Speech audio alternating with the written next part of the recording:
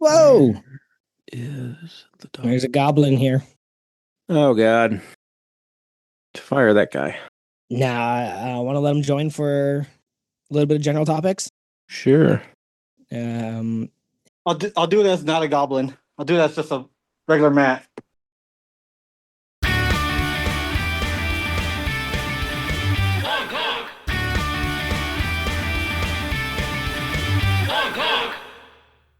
And welcome back to episode 474 of the Unpaid and Underrated Podcast, a podcast by crew for crew. I'm one of your hosts, Big Queef. Oh, wow, my name. I don't know how to Big say Cliff. it. Big Queef, I think, or Queef. I don't know. I don't like that name. Well, yeah, welcome back, episode 474 of the Unpaid and Underrated Podcast. I'm Big Keith, joined as always here by Big Joey. I gotta point out. Oh, yeah. You did. Nate might have to edit that out. You did 1, 2, I don't 3 do that name. In show business. Did you not 3, see 2, 1? Wayne's World? Is it 3, 2, 1? It's I think it is 5, 5, 4, 3. Wayne's World. They're like that. Yeah, but then you don't. I don't know, man. Damn it, I am. Hi, everybody. Not, I'm Big Joey. I'm one of the brother. hosts. We are not professionals. We are not professionals. We do have a gaggle of geese here for the pre-show. We're going to try it out. This an impromptu little. We got Big Matt Sanchez and Big Dr. Jake's going to join us here just for a little bit of the pre-show, the pre-show / general topics. But the guest this week, Big Andrew. Hello. He's not the guest. He's not here yet. That's true. Well, somebody will show up. Is this your first podcast? We always say who the fucking guest is in the intro. No, we introduce them as part of the crew here for general topics. I might not say the. Then we call them as the guest later. We are joined by. There's a lot of people here. Someday we will never have video, but so you'll figure it out. Just listen to the voices. You know who's here. Anybody drinking anything fancy? Nope. Same. I got Ramblers. Rambler man. What flavor? I do like a Rambler. I've got lemon lime, grapefruit, and then for the end I have. Oh, you really are going to pee in that sink. Oh, I am. It's a crumbleberry, vanilla, cinnamon, honey, blueberry ale. That sounds awful. See how that goes. Yeah, that sounds awful. It might be a one-sip wonder. I see you got a fridge sig over there, Jake. That's right. A refrigerator. What did I call it? Refrigerator cigarator. To match his scrub. So Big Jake's wearing a scrub top. You don't wear a t-shirt underneath it or anything. You just go straight like scrubs on like nipples and chest. Sometimes I'll wear a cutoff shirt or my I can't believe it's not meth t-shirt if I want to be a little spicy. Well, my wife worked at the hospital several years ago, and they had like the cheapest, shittiest scrubs, and she had to wear them because it was like a surgical thing, and they were the worst scrubs ever. So I was just imagining like how good or bad those scrubs are, and like how irritating that would be on bare skin potentially. I think my biggest point of contention is: do they not make them in your bicep size? That is wow. Yeah. Do you have them? You actually have them rolled up a little bit. It looks like you're ripping at the seams. The way I sat down. Yeah. Gotcha. Did they not at least let you cut the sleeves off? That is not fitting you at all, sir. I wish they'd let me cut the sleeves off. That'd be a lot more functional. He tailored those to fit. He did that on purpose. Show off the arms. Those are actually long sleeve. Jake's arms are just that big. He was just doing a ton of pull-ups and curls before we hit live. Matt, I see you're wearing Goblin mode. Goblin mode. It is Goblin Appreciation Month, April. That's why I'm here. Is that true? Is that a thing somewhere? Me and Gary both said it, so it's true. Okay. I don't know about that. We'll see. All right, what do we got? That's mostly what we're wearing. Well, Jake, we may not have Jake that long, so go ahead and get into your MRI story, probably, Joey. In case Jake's gotta bounce.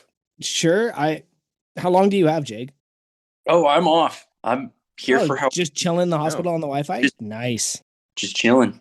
All right. I am wearing Massenomics' numero uno because apparently I got this shirt for the first time 4 years ago. And it came up in my memories. And I was like, you know what? I'm going to rock that because now I lost a bunch of weight and it fits again. Nice. Yeah, sure. We can talk about the MRI because we have a doctor on. So I had an MRI this week. And I've had MRIs before, one on my knee. Not afraid of MRIs. I'm not claustrophobic. Like, I'm not afraid of the noise. I know what's going on, whatever. And they're asking me all these questions. Do you have any allergies? Have you ever had blah, blah, blah, blah, blah, blah, blah. And I'm like, nope, not afraid at all. like just hook me up. So they put an IV in, and they said, for the last 2 photos, we have to put a dye into you. And some people have reactions to that dye. And I was like, oh, I've never had a reaction in my life, so I will be fine. So I'm in there and they're doing all their photos and I'm holding my breath and letting my breath out and then breathing normally. I'm doing all the stuff you're supposed to do in an MRI. And they said, okay, we're about to take the last 2 pictures. There's only 3 minutes left. We're going to inject the dye. Your arm will feel cold. And I'm literally in this MRI thinking I'm going to leave here and go to the gym. That was my thought. I was like, oh, I'm going to be done in record time. I'm going to the gym. So the dye goes in, my arm goes cold, and I start laughing because, yeah, it does. Your whole arm just goes cold. And then they said, okay, hold your breath. And I held my breath. And then things didn't feel right. I started unable to breathe, started convulsing. So I squeezed the emergency thing and they said, is everything okay? And I said, no, I'm nauseous. And they said, there's only 1 picture left. Keep going. Okay. So I go to hold my breath and I can't. So I squeeze the thing again. They said, what's up? And I said, I'm going to throw up. So suddenly there's hands on my shoulder. They're pulling me out.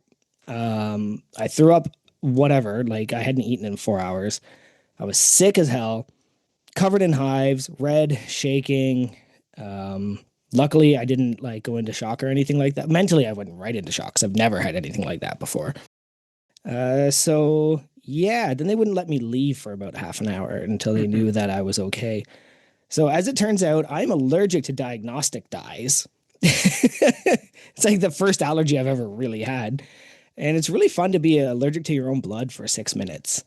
That's an interesting perspective to have. I did not go to the gym. I left and ate. I had a hamburger with bacon on it because I needed calories because I haven't eaten in 4 or 5 hours.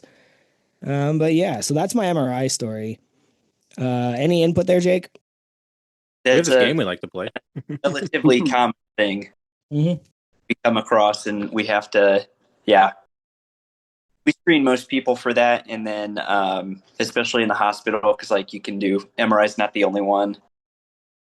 Oop, there we go.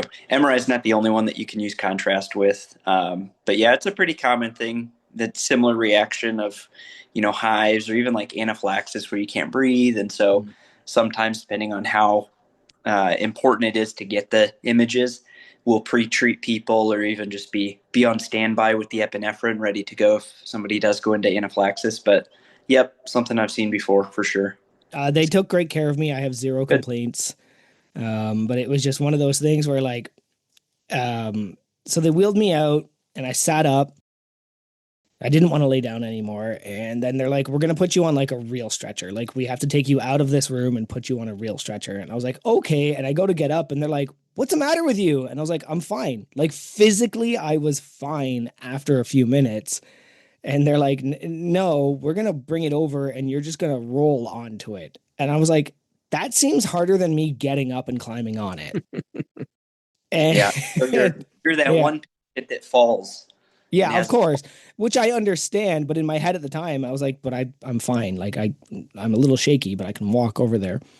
Yeah. And then so they put me in this little like dark room and they're like, are you okay? Like you look sleepy. And I was like, yeah, that was a lot. And they're like, do you want to have a nap? And I was like, I'd really like to call my wife. But at the same time, you're like, why? Like, hey, honey, I'm fine.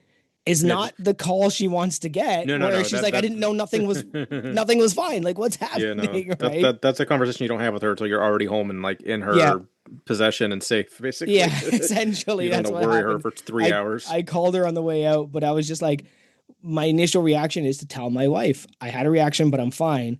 But like, she doesn't know any of that. Yeah. Right. So. Yeah, that's my MRI update. That was unpleasant. Keith got a little bit of that. Morgan got some of that. I've been mentally drained for 2 days because of it. Physically, I'm fine. But mentally, that took a lot out of me. Well, hopefully you don't have to get one of those again for a while. Whenever they saw, they can, get you fixed up. Well, they did say they might have to do another one. And then I was like, nope. And they're like, well, we'll do it at the place that has better emergency stuff. And I'm like, nope. I'll die. Whatever you're looking for can kill me. I don't want to do that again. Thanks. Okay, All yeah, right. let's move on from that. That was a depressing story. But like, We've got this game we like to play. right? Yeah. I don't share a lot about my personal life. Morgan pointed this out recently that like Keith shares a lot about his personal life, and that makes him fair game for a lot of jokes. And I don't.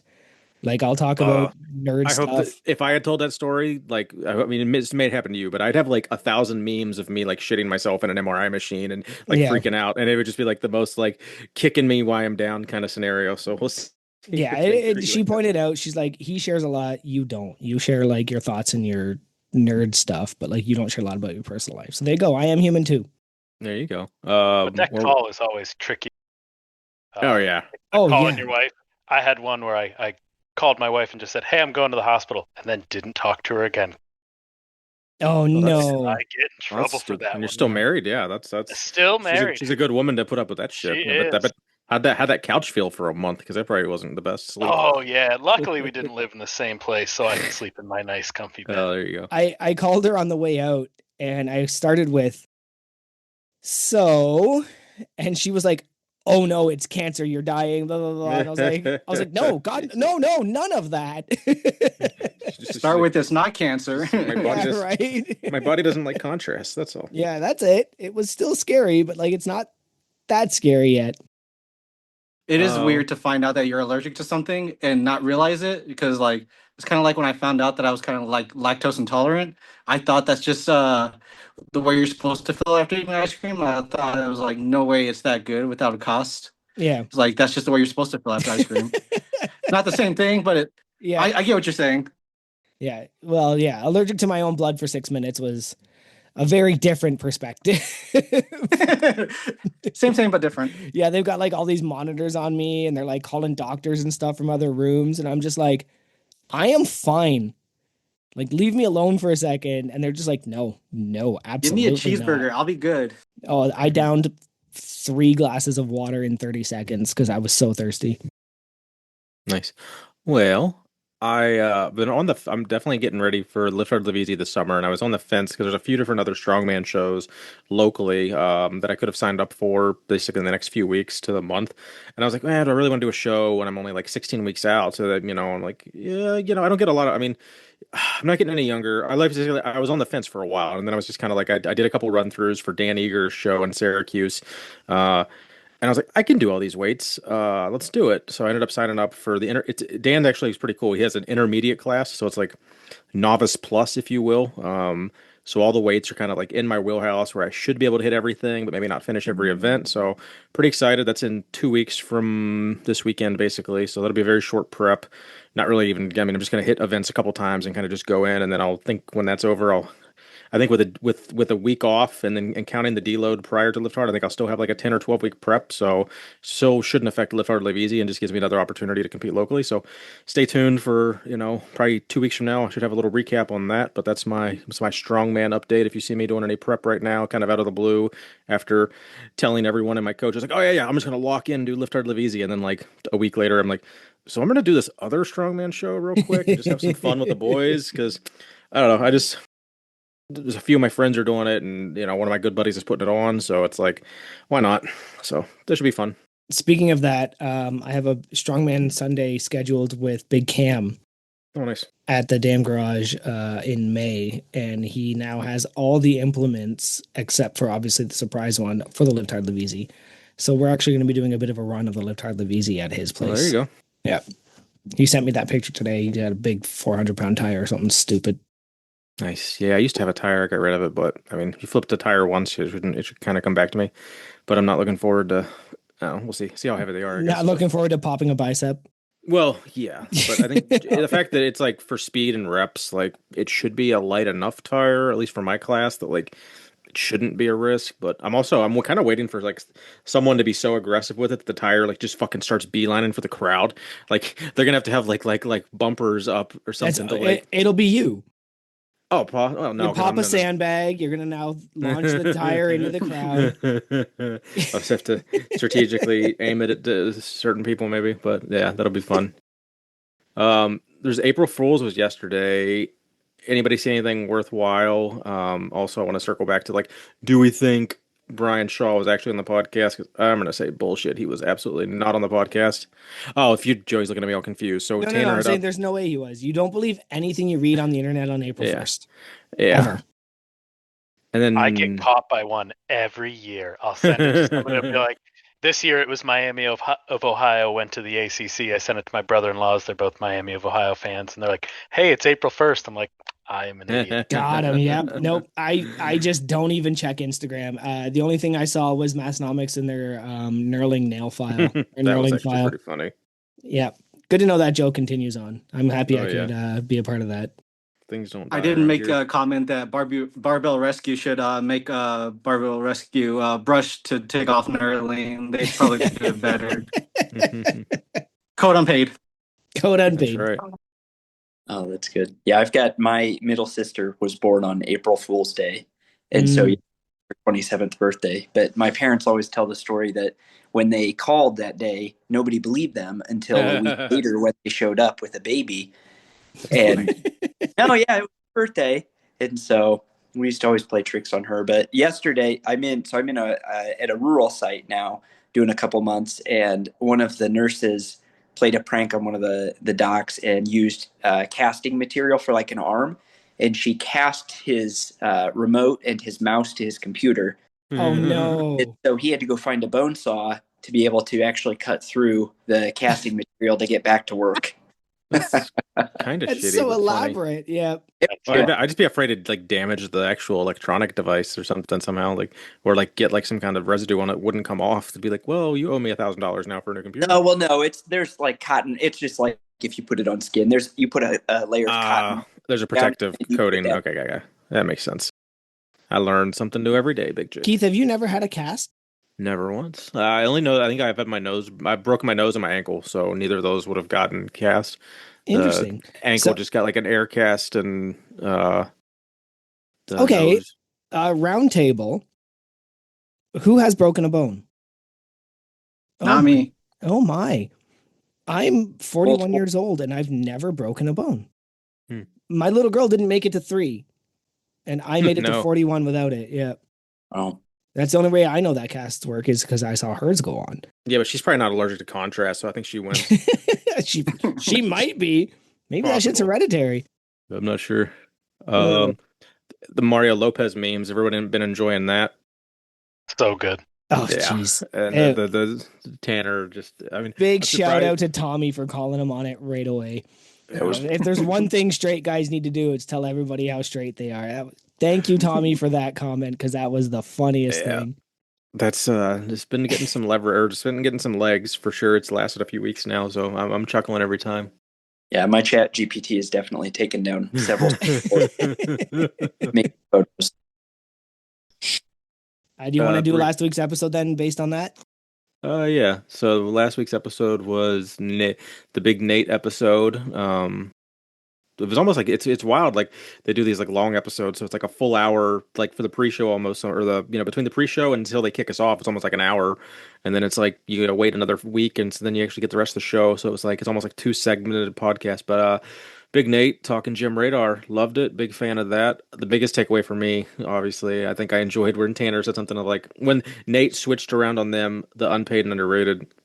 He also played least fun, most fun, which is great, but unpaid and underrated specifically. And then Tanner basically saying like, "Well, this is how we would play it, but this is how Keith interprets it." It's like because I don't necessarily like I just go it's either good or bad in our game because it's easier than explaining like, well, this is the perception, and does it vary against the perception? Because I don't know, I just like yes or no and good or bad. So, but Tanner saying Keith's version and comparing it to Taylor Swift's version, I could get a chuckle out of that. So, 5 out of 5 Big Nates.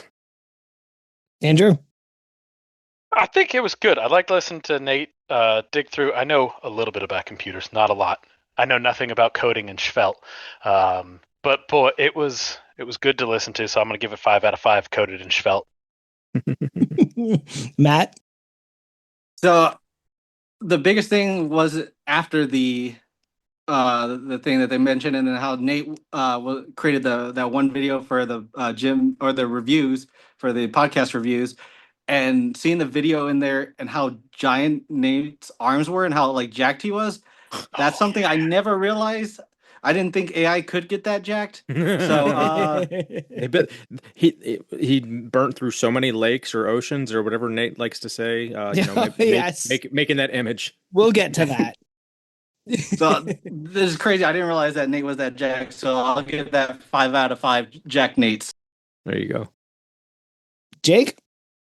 Yeah, I liked it a lot. It was cool to hear the backstory and just how much Nate put into it, and just to see it all come together and to lead off of the pre-show and stuff. So I'll give it 5 out of 5 AC Slaters. Nice. I have a. If you guys remember, I will never remember the episode number or whatever anybody can tell me. But Big Frank from Lift Evil once hijacked the Massonomics show by sending in a talk boy with a radio with a cassette in it. And he hijacked the show and he laughed about how that was the time that Lift Evil hijacked Massonomics. I think this week, Unpaid and Underrated hijacked Massonomics. He hit him with the horns. So when he hit him with the horns, I laughed because he asked us if he should. And we were like, I said, absolutely. Like, you'd be silly not to. When he hit the shaboot, Yeah. I broke. And I was doing a rare thing. I was watching it on the TV as the kids were getting ready for bed, and I absolutely broke. And then hit him with the turkey disturbed. Oh yeah. Gobble, Like gobble. that went from a Massonomics podcast and turned into what I think is best described as hijacked by Unpaid and Underrated. And he did so in a way that was flawless. It was well executed. And it also gives the Massonomics listeners who may not know what we are and what we do here a little bit of a taste of the chaos and silliness that happens here on Unpaid and Underrated. I really appreciated all the call outs for us, especially from Nate and Tommy and Tanner ultimately. Like it was for me, it was probably one of the most fun episodes to listen to and watch. Just based on the connection between the five of us. So I'm going to go ahead We're and not big math over yeah, absolutely not. I'm going to go give that 5 out of 5 shaboots. here. Nice. Yeah, I agree with all that. The YouTube video this week, if anyone had a chance to watch it, it was, very poorly commented on YouTube. So I don't know if it's worth watching. You know, 'cause they got all these guys just being dick. No, not really. But it was funny because literally last night on the live, Tanner was like, "Oh man, everyone." I mean, he wasn't saying it to like be cocky, but it was just like genuinely like the majority of the comments on our YouTube towards the YouTube walking podcast are like very positive, and then like he got a real snarky one today, basically like, oh, these have gone really downhill, it's all played out, et cetera, et cetera. So it was just funny. It was like 24 hours later, and someone's getting shit on. So I did enjoy that. But it was Jungle Gym Reviews. He's a big guy in the home gym review section, and they kind of walk through his. The weird thing about this one, I guess, would be like so much of the gym stuff was almost more just like reviewing shit he doesn't really gonna own. So it's kind of a different take, but it's almost like if you go to any like big reviewers gym, it's mostly going to be that because the majority of their gym is going to rotate constantly. They did his back section of his gym, I think, had his actual like his bread and butter rack that he like built himself or whatever, that he's like his quote unquote forever rack. But like the majority of the stuff in the front room is just like stuff that's featured on his channel recently. But all in all, was the guy's pretty charismatic. Nope, Charismatic? charismatic. I said it before you did. Yeah. Now, So yeah, it was a good. charismatic is a food from South Dakota that it's like fried steaks. Yes, her too. But yeah, anybody else get a chance to consume any of that? I'm guessing probably not. I did. Oh, go did ahead, you? Joe. No, I was gonna say I didn't get a chance. I just want to point out that I did watch the Iron Chaplain. Oh, that's a good And, one. That was a really good one. I hope you liked Yeah, Pea Gravel Vindication. that. Just want to point that out. Go ahead, Andrew. Yeah, so I watched about half of it. The amount of racks, and with him, Tanner was funny when he went and leaned on that 3D Smith machine Oh yeah. and almost ate it. I was That was I was cool. kind of like the video was like in like a small version, so I more heard it than I saw it. But yeah, I need to go back. I might have to go back and like actually find that clip. But it was pretty fun. And I don't remember what it was called, but they had that rack that You could Does a kind little of bit of everything. do like Yeah. You can like car deadlift and all shoulder that stuff. press and all kinds of random shit. Yeah. I couldn't fit it, but it's cool. For sure. Yeah, with all those racks, I mean, Tanner had to have loved that gym just for all the racks, because as a straight man, you obviously love racks, so that would make Absolutely. sense. I got a couple brief updates. So I did get the orange shirt finally. I ordered that the day of the drop. I might have been like an hour later than everybody else, so I did miss out on the Silly Goose pin. But dude, the longest it's ever taken me to get a shirt, like, so if I order, all the drops are Thursday, right? So I always get my shirt by the following Thursday. It's never more than a week. The initial tracking, I think, was for Friday. It got bumped to Saturday. Never showed up Saturday. Fucker shows up Monday, and I'm like, what the shit? There's like maybe it was even Tuesday actually. It might have been Tuesday, but it was like the law. I mean, obviously not Massnomics or Tanner's fault, but it's just I've never had the post office take like 10 days to get me a shirt from South Dakota. It's always like 5 to 6, 7. So, but it did finally show up. I do enjoy the burnt orange. It could be a little more orangey for me, but still, like, orange is orange. It's a variation of orange, so I couldn't see an orange Massonomics shirt and not pick it up.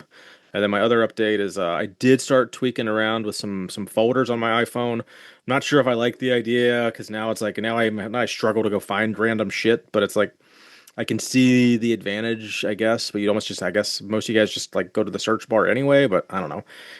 I might end up deleting all the folders and just going back to having 3 pages or 5 pages, because I'm not sure I'm sold yet, but I'm gonna give it a little bit of a shot. But I don't know, that's about it. I also don't love the folders. Like, you're not the first. Yeah, and then why we have a couple people here, the 3-year anniversary idea that we had been tossing around. So unless someone does the whole D&D thing for us, it's probably going to be some sort of, either we just unmute people, or yeah, I'm assuming we're just going to try to get as many people on and just have them like in the waiting room, and we just unmute someone for 10 minutes at a time if that's what people want. But I don't know. And then with some other ideas that where people were floating around, I think Big Mo has suggested, like, or he liked our idea of like having people on like tonight, where we're having a couple people on, or also having just recurring or old guest on just for like a shorter episode. So I don't know. Does anyone have any thoughts or feelings on what they like to see from this podcast for either the 3-year anniversary or just future in general? Where I have a little bit I of a panel. think I think the shorter version of like one or two people like coming in and doing like a quick life update and just going on a story, or like maybe something they wanted to talk about during their episode, but you don't always get to every part of the show notes. Otherwise, it'd be a 5-hour podcast. Mm-hmm. Instead of the world record breaking 3-hour that you guys did that one time. It was 3 hour 1 minute if I recall. If you guys just do like occasionally do like one or two or three people who want to come back on and just be like, okay, we're going to do that person, we're going to do that person, and just have them as like a roundtable kind of thing, that could work. Mm-hmm. For the 3-year, I think the guest crew would be a really good one, especially just to test you two. If somebody else ran it, to test you two, or even Nate as well, to see like how much you remember of the 149, 48 people that have been on. No, don't do that to me. I do okay. I mean, I do great, but also No. like can guest crew literally be a full episode? I think guest crew can be like a quarter or an eighth of an episode. I don't know that it needs to be an episode, because like, does anyone want to hear the same segment for an hour? Like, I don't think I want to listen to that. Would you? Like, I don't know. I'm actually honestly asking. Like, would someone want to hear the same game for an entire episode? Like, maybe. I don't know. But I like the idea of like someone comes with us with a handful of those, and then someone has like a what weighs more. Like, I think it'd be cool to just kind of dig into their backlog and like the overall backlog of games, and maybe just approach Joey and I, and if Nate's available, and just ask us shit. But I don't know. We got like 4 or 5 weeks to get this together, and it'd be nice if we didn't have to do all the work. Yeah, it could be cool if you did, kind of you mixed in party cast, sort of, but also, like the call-in episodes, they could ask questions, they could play games, and there's some variety thrown in here, there, and everywhere. We could do games and questions maybe. Because our 2-year, was it the 2-year anniversary that we had Huck Finn and a bunch of others? Like, that was essentially the party cast. So like, Yeah. I think something more organized than that might be more dope. I don't know. My only problem would be, who do we get? Like, It's how gonna do we be pick whoever's and available. choose? Well, are we going to have 30 people that actually want to do it and are available during our time slot? Or are we Look at gonna have, like, episode 10? 200. We had 25 people. Like, it was ridiculous. So Mm. Or you just get Brian Shaw and you get him before they do. Oh, I mean, that would be we would have. very funny. That's sweet. Oh, well, speaking of strongman, Joey went and voyeured his first strongman show this weekend. Hmm. Any takeaways from that? Are you signed up for one yet? Or I think you ended up going to one that was like a big national level show, so it was probably a little more overwhelming than Oh like yeah, what there a show was you would sign up for, like if it was your first one. yeah, there was a lot going on, and so the show started at 9, and I think they AM went, yeah, 9 a.m. They did an overhead press melody, and then you had to go do your truck pull Melody, like a song. melody, medley, Medley. yeah, Medley. medley. And then you did your Joey truck knows words like pull, me. and then you had to do your deadlifts. And for the 2.5 hours I was there, I think I only got to see overhead press and then the masters. So it was like, it was just too long of a thing from 9 to 3. Like, I think there was just too many people. And of course, I made the mistake of bringing my little girl, which I say is a mistake, except for the fact that I asked my son if he wants to go, and he said no. And she said, I want to. And any girl dad in the world will tell you, you're not telling her no. As soon as she says, I want to go, and I was like, are you sure it's going to be boring? And she's like, no, I'm going. And I was like, I guess we're going. So I got to see my friend Lori, who just won her Pro Strongman card. Um, got to see her at least get to the deadlifts. I didn't get to see her truck pull. I did get to see her overhead press, and another friend Josh was there, and a couple of we have this Ontario stone lifting community that, like, you guys all saw that I went to that one big stone lifting party. We all still stay in contact, and there was a bunch of us there. Would that show be the one to make me want to sign up? No. No. I think that it was very chaotic. It was very wild. And I don't think a 6-hour show is what I want to do. Also, I'm still injured as hell. I still am in pain picking up a coffee mug right now. So until I get my tendons on my arms looked at, I'm not doing any heavy lifting at all. Like, I'm 20% weaker than I was 6 months ago because of what's going on with my arm. So no, I don't have the bug yet. Again, I've said it before. I don't have this competition bug that you seem to have, Keith, where like I need to compete every once in a while. Like, I don't have that. But I also think if I sign up for something, it'll make me like go back to the gym, because right now I'm only down to 2 to 3 days a week, and it's whatever my arms will let me do. I can't deadlift without straps at all. I can't curl. Well, that's strong, man. You don't have to use. You can. Yeah, I know. know. Squatting is decent. Benching is okay until my shoulder gives out. Like, it's just one of those things where I'm just in so much pain from my shoulder to my fingers that like it's hard to do lifting. So I'm trying to get it in when I can. So like when I'm feeling nice and recovered. So like, no, I'm not going to sign up for a strongman tomorrow because I would zero everything. Like, I struggled on 365 deadlifts last week. Like, it's hard right now. So no, I don't have the bug. Do I want to do one? Yes. I think after seeing, especially watching the Fingles Finger, that looks so much fun. Just seeing people struggle with that, and I'm going like, but I could do that. I've done that. Like, that's I Yeah, want to do that.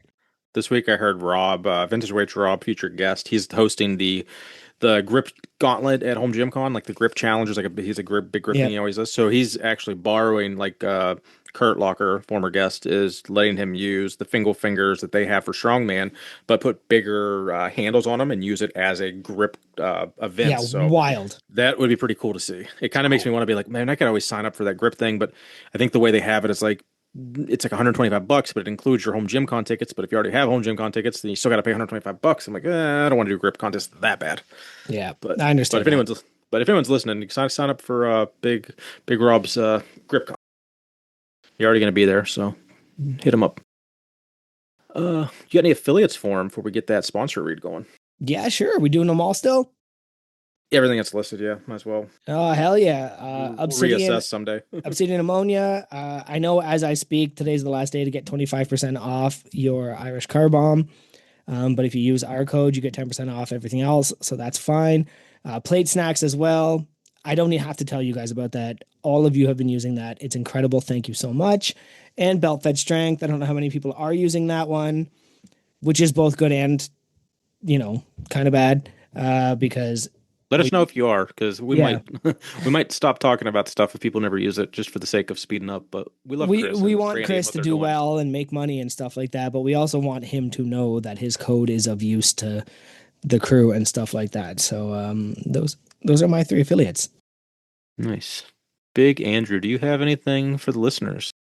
I do. It's a little spoof off of my favorite and my wife's least favorite ad that the boys have ever read, the Texas Power Bar ad. Hmm. So Tanner and Tommy first started lifting weights in the late 90s and being powerlifting in the mid 2000s. At the time, they were working out at the Y. Around 2014, they started a YouTube channel, and Massonomics was born. In 2015, Massonomics YouTube gave way to Massonomics Gym with the help of some guys from the Y. It was at that time Tanner, Tommy, and some guy named Tyler started looking at the fitness industry with the intent of changing it for the better. In 2016, Massonomics Gym expanded expanded the content to make they made fit the need. Their passion, drive, and purpose now had a greater mission. Tanner and Tommy set out on their own to make what they believed was the greatest podcast they had ever seen, listened to, and the Massonomics podcast was born. It's recorded in a house, and they talk about knurling, and it's edit free. 100 of state, national, international, world, home gym, and Massonomics powerlifting records have been and continue to be set and broken while listening to the Massonomics podcast. Buy your own Massonomics merch and sign up to be a supporting member at massonomics.com and explore the real home gym equipment setups and reviews at gymradar.com. Well done, friend. Thank you for that. Very good. And with that, we probably should kick all these looky-loos out and kick them off the podcast. Appreciate everyone that joined in and tuned in, and let us know in the Discord if you would like to having a little bit extra people on the general topics. I think that could be an easy way to get people on periodically. But let us know in the Discord, gentlemen and ladies. Hey, And Matt, every week you're welcome. Yeah, I gotta go blip out. Thanks For having buddy. me on. Later, See you buddy. soon. All right, let's get our guest on the horn. Big Andrew, is that you, buddy? Are you there? Finally, we'll get our guest on the horn, and Yeah. not during the intro. Enough. Fuck yeah. It is I. You're Welcome. live on Unpaid and Underrated. Welcome. Happy to be here. Well, go ahead and clear the air for us. What is your name? What is your Discord? What's your Instagram? Give me all the handles you want people to find you at, and let us know what we should call you. Oh, it's all different everywhere, and it started as Big Stein in the Discord, and I think I have it as Big Andrew now. And then my Instagram is InstaListVano. It was always a joke that I would never get an Instagram, and if I did, it would be InstaListVano. And here we are. College nickname Vano, where Lovano is my last name, and apparently that's just too long for people to say. Yeah, can't say Andrew. No, too long. Too many letters. But other than that, that's pretty much all I've got. I'm not a huge social media person. Understandable. All right. Well, let's hear that Massonomics origin story and take us on that journey. Yeah. So it would have been January 2025. And I'm a good friend of Kevin RSG. And he's been talking about and wearing the shirts for years. So I've seen it and known about it. I have never listened to a podcast before Massonomics. So this was my first one. So January 2025, it was up for a big promotion at work, didn't work out. So I was a little bummed. And I was like, you know what? I'm going to treat this like a breakup, and I'm going to get back into lifting because I took a big, long break off of it. And so it's good. I started doing that, and Kevin's like, you should really listen to this. Maybe we should go to the Arnold. And so Valentine's Day, I started listening, and 6 months later, I was done with the entire back catalog, caught up. Wow. Yeah, my wife didn't do anything but hear Tanner and Tommy's voice for a long time. Wait, so when I met you at the Arnold at Hogan's house or maybe at breakfast, I think it was at Hogan's house, you had hadn't even listened to an episode or had just started? No, I was like 80 episodes in okay. At that point. Yeah. I got you. Okay. So you got the gist at that point. Okay, cool. Yeah. Good deal. Well, we are glad that you run from there. Yeah. What's funny, I'll give you a quick little, I was watching a music video and there was a kid playing drums that had long curly hair. And my little girl yells, "Is that Tanner?" Uh, And I was like, well, no, that would be Tommy, but also no, that's not Tommy. So funny. like, you're once you're involved, the whole Oh, yeah. family's getting involved. Like there's no way around it. Oh, Yeah. she's got shirts. My son's got shirts. Though she begrudgingly, I have been trying for months to get her to join. I'm like, honey, you would like it. You like lifting. You like talking to people. Like, you would like it. She's like, no, it's your thing. I was like, this is nobody's Yeah, thing. this This is is all of our nobody's thing. thing. Good call. What's your wife's name? Michaela. Michaela, if you're listening, come join us. It's fun. We have cookies, creatine, and memes. I don't know what. How do you And bring? I've where been- you're going with that? How do you I've bring been people trying- in? I even got. It's not a cult. It's not a cult, I a promise. cult. Except it kind of is. What did I say? We're not gay here. Yeah, We're yeah, not- none of us are gay. Yeah, we're It's as okay if straight you as are, it though. goes. It's very Um, okay. There probably are some of us, but it's okay either way. Doesn't matter. What did I say? Or what did I say last week? We're like a cult that forgot there was a purpose. Yeah. Yeah, it's. Oh, that's so accurate. Yeah, because it was my wife that actually coined a cult without the bad stuff, and then I was trying to explain it to my friends at work, and then I was like, it's like a cult, but like we're not working towards anything. Because in cults, there's always like that end time or whatever. No, like if anything, it's the opposite. We're just never going to get strong enough.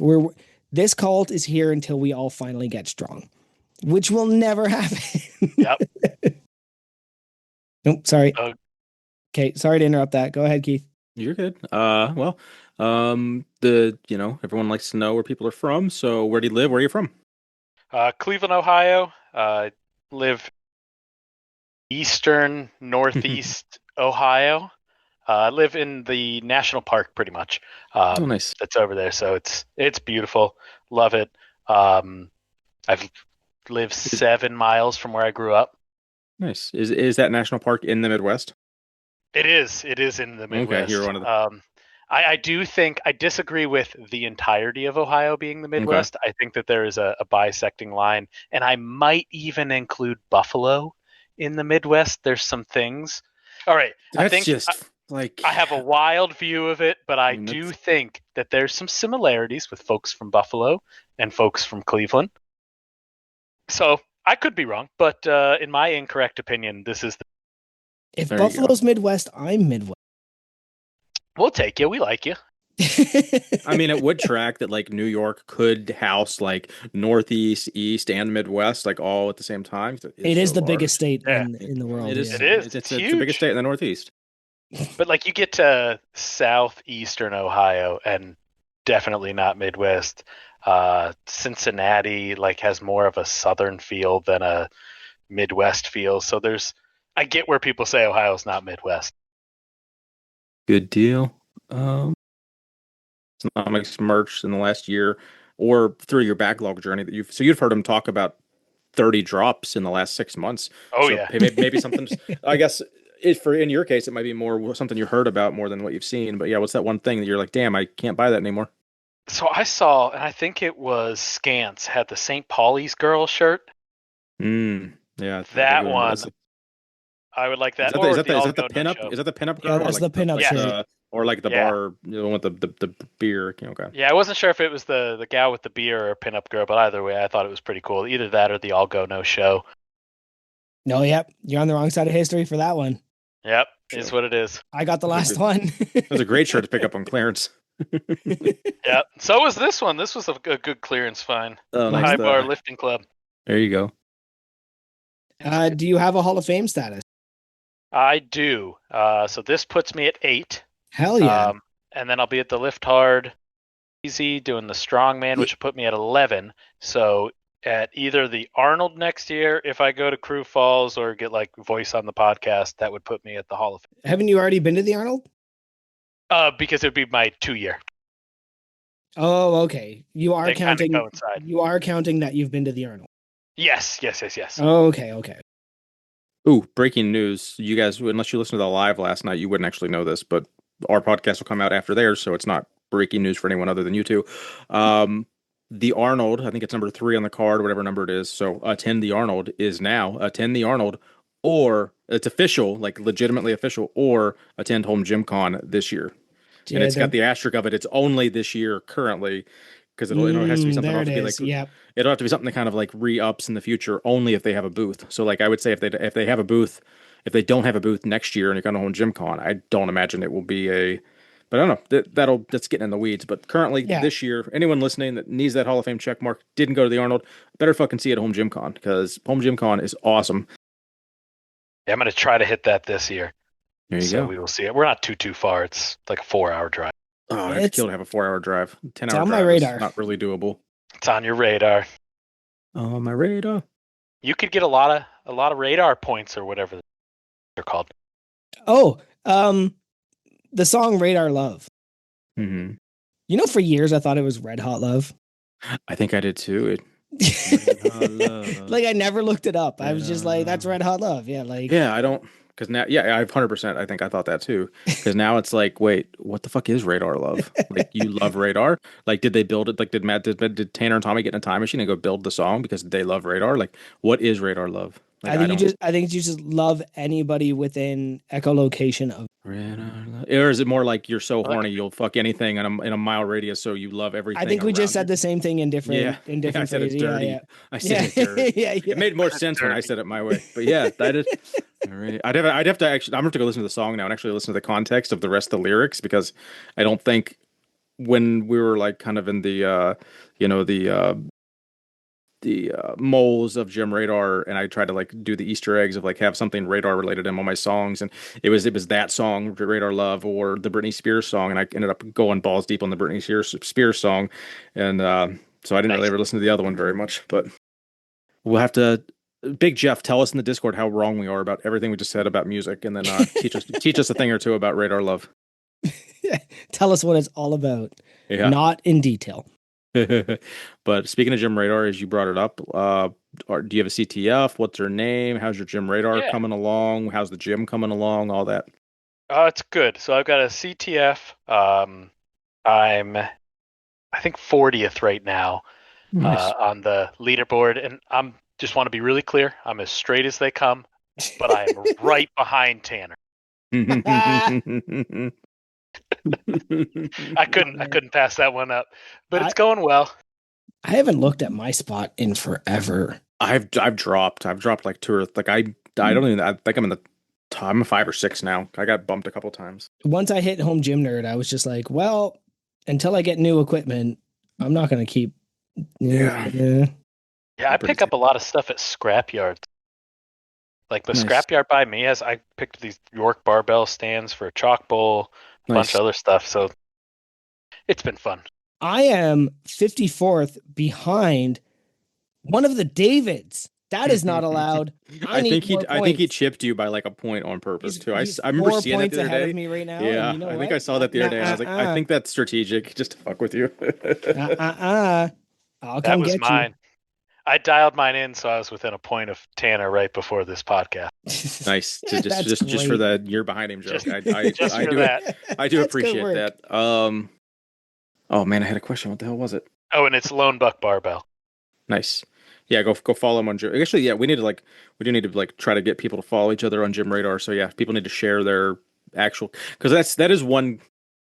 It's hard sometimes because if someone doesn't have their name on Gym Radar and it's like I don't know I don't know everyone's gym names, so I'll type in your first name and like 30 Andrews show up. So it's like, how do I find this fucker? So I think one thing I do want to add to this, Keith, just to talk over you for a second. That's fine.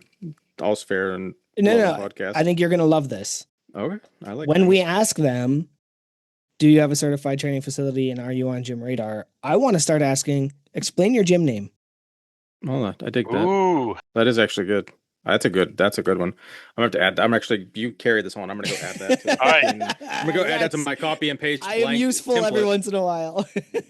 all righty. Give me the story. Like, let's explain it, person. Yeah. No, like, give me the story of your gym. Yeah, so like every good gym name, I started at ChatGPT and just started putting in a bunch of stuff, and I was like, this is none of this.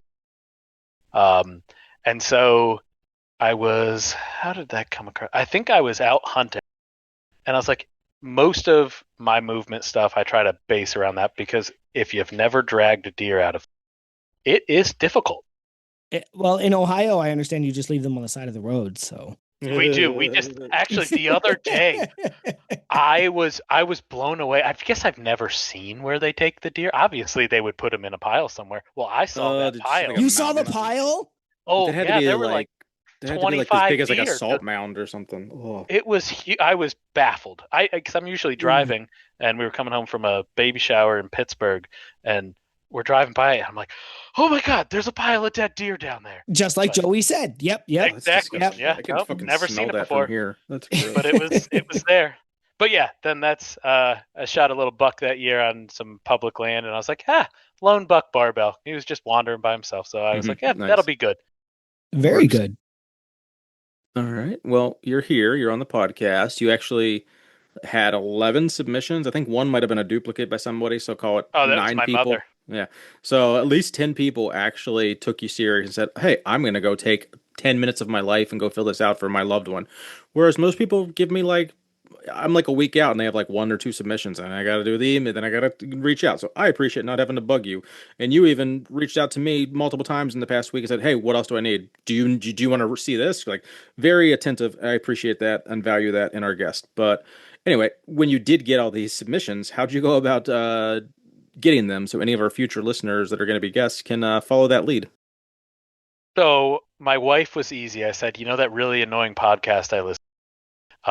I'm going on a podcast about that podcast. That That's one. fair. Some other friends, it was, hey, I'm doing a lifting podcast. Just leave it at that and try to keep it PG because I have some interesting friends. It'll be public, I think, is how I put it to everybody. But I just hounded people. Good. That's what it takes. I didn't see it on there. I'm like, hey, you didn't put it on there. My brothers, they're both busy people, but bugged them, and then I kept liking the message and then unliking the message and then reliking the message. I do that sometimes when people don't fucking do what I ask them to do for the podcast. That's and good. I'm It's like, hey, you didn't see this, so let me just ping this again. I'm glad I'm not the only one that does that. That's awesome. Yeah, so it's just a lot of just trying to stay on it because I see sometimes when you look at that list, it's like, oh, there's 0. I'm like, that's Yeah, that's the story of our life. But most people come around. It doesn't happen without effort on my end of being like, please do something. But no, it's awesome. I appreciate that. So did you hear that, guest? Like you have to be the asshole because people, if not, they'll be the asshole. All right. Are you familiar with Least Fun, Most Fun, Big Andrew? absolutely. Will you explain it to your friends and family for us? Yeah, so I get to tell you the least fun and the most fun thing about a topic that you give me or multiple. And correct. All right. So Big Kevin gave me a couple options here. So I'm still on the fence of what I want to ask. So I'm just gonna go with my gut. Nursing homes, least fun, most fun, and why that's pertinent to you. Yeah, so I run nursing homes and like continuum care facilities, so independent assisted, skilled nursing hospital, all of that. Nursing homes, I would say the least fun is the liability because it's all liability. It's my job is I'm responsible for every dumb thing that every person does, whether I know about it or which can be little, can be very, very bad. So that it makes things interesting. And right now, this place I manage like 170 people. My last place we had 500 residents ish. So dang.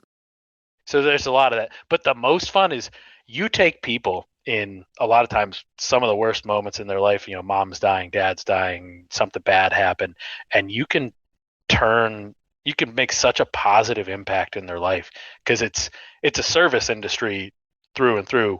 And it's a lot of times it's customer service.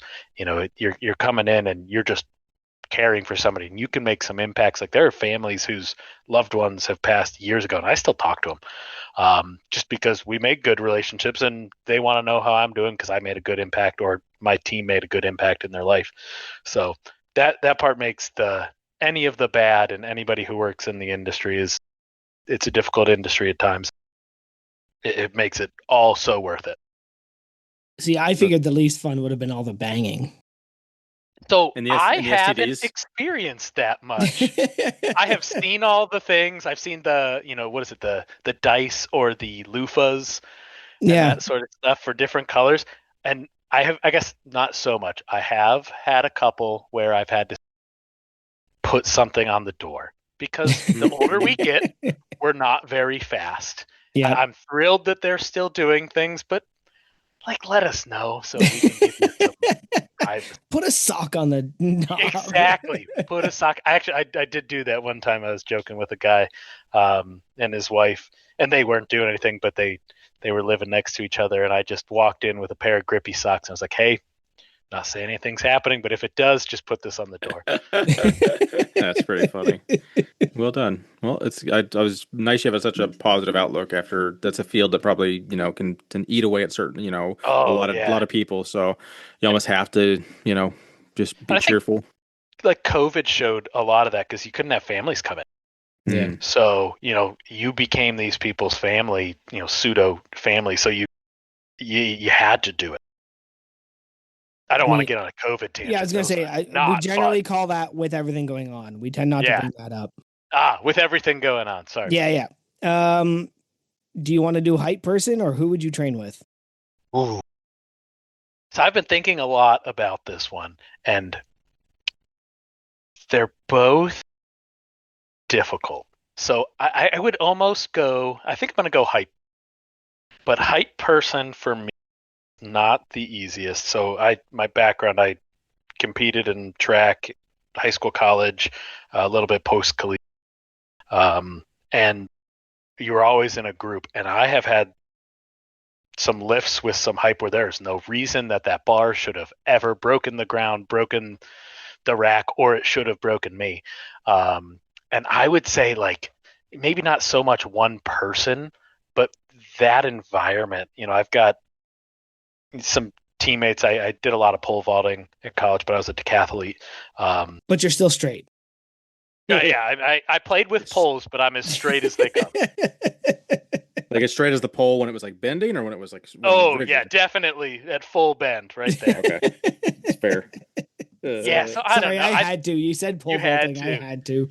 You had to, but yeah, I'd say I had a buddy, Joe Kelly. That's probably who I'd go with. This dude, him screaming at you, you're gonna do whatever. Either him or maybe my buddy Devin, who they were big thrower dudes, and they're both small guys now. But it was that experience is fun. Yeah. Yeah, they could both beat the crap out of me still. All right. Yeah, skipping over all that. Well, you did track and field, you did pole vaulting. Yeah. And now you do what? Give us some of that journey. You took a break, yeah. I heard. Yeah, so I started lifting probably about 12 years old.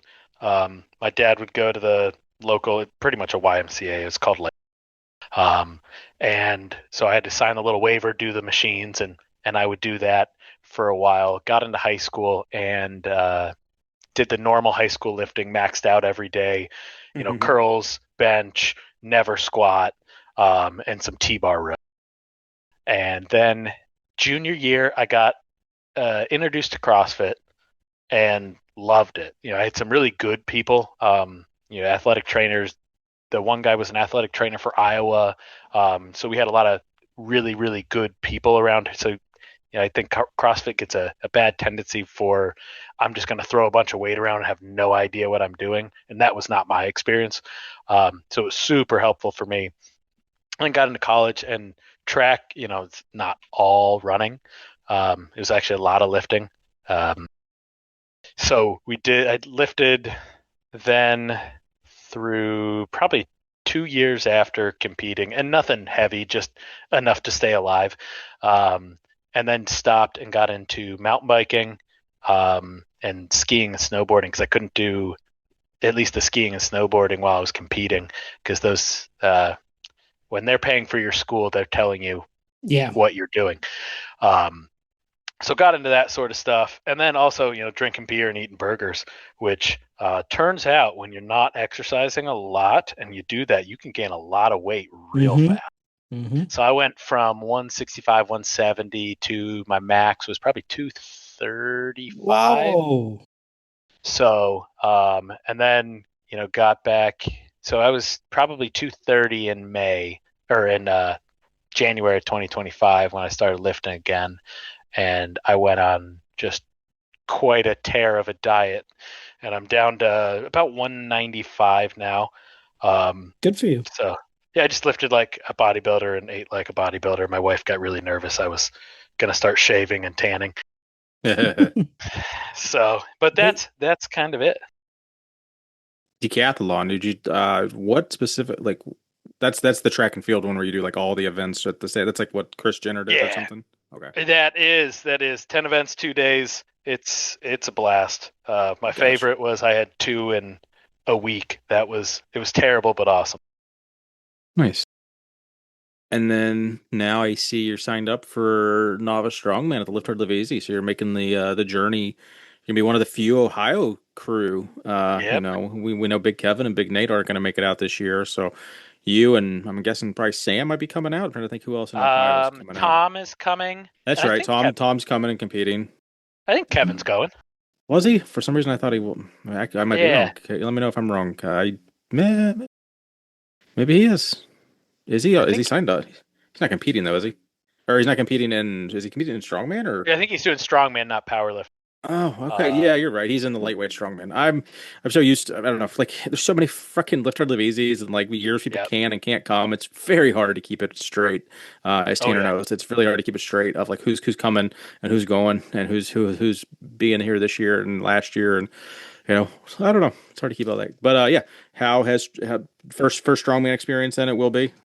First lifting competition since I was in high school. I did a CrossFit thing. Okay. And then have you actually been like acquiring implements in the gym for strongman? Are you borrowing Kevin's stuff? You going over to Kevin's? Like what's it's a mixture. What are you not able to train? What are you able to train? So I don't have a log. I've got an axle, sandbag, those Yes for All farmer handles, which they work, but definitely put a collar on them because theoretically the weights might fall down to yeah, that was going to be that'll be we'll circle back. I'm going to unpaid and underrated that, I believe. I'm going to if I forget, remind me because that's on my list. Sounds good. But yeah, and then there is a pretty good strongman gym. We're doing a meetup April 25th, Grizzly Strength. So we're going to do that with some of the Ohio guys, and they've got a ton of stuff. Nice. So train some of that. I've used a log. I used the log that he gave to you at the Arnold. Oh yeah. I guess you bought when he signed. Yeah. That's good. Yeah.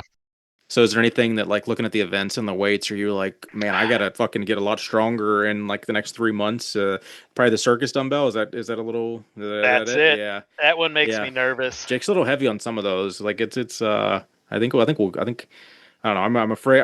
I feel bad for some of the guys that I'm like, ooh, that's a pretty heavy weight for novice. Yeah, because it's 110, isn't it? I think. Yeah.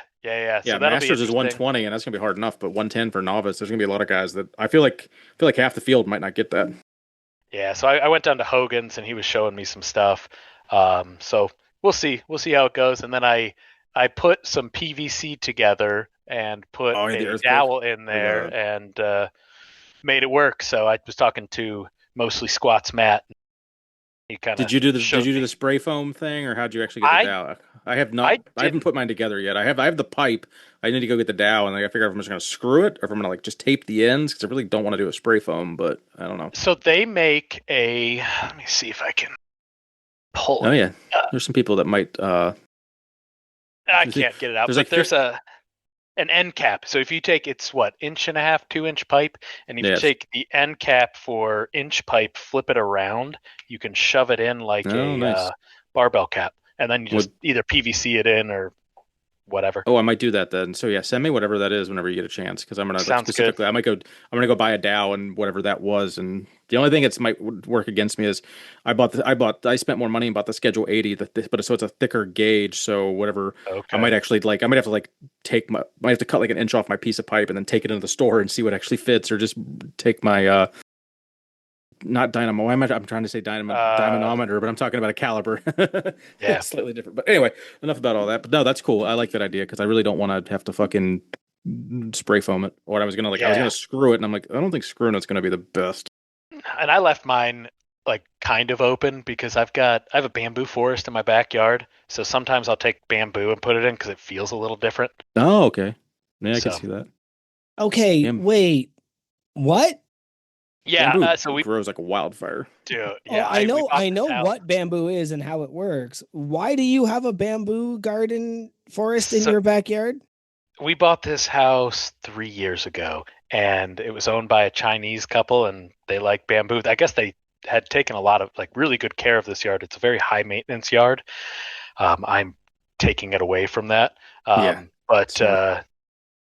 they had some bamboo, and then they got old and stopped taking care of it. So now I've got, I don't know, probably it's bigger than my gym, the space. So it's probably 600 square feet of bamboo.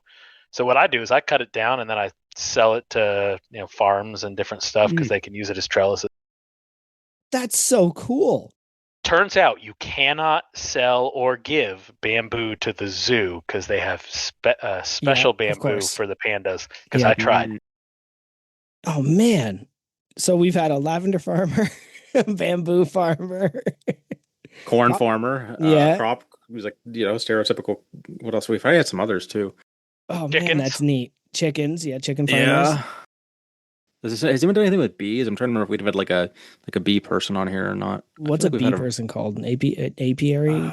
Yeah, I think you're right. Yeah. No. So it's pretty cool how diverse our selection of friends is.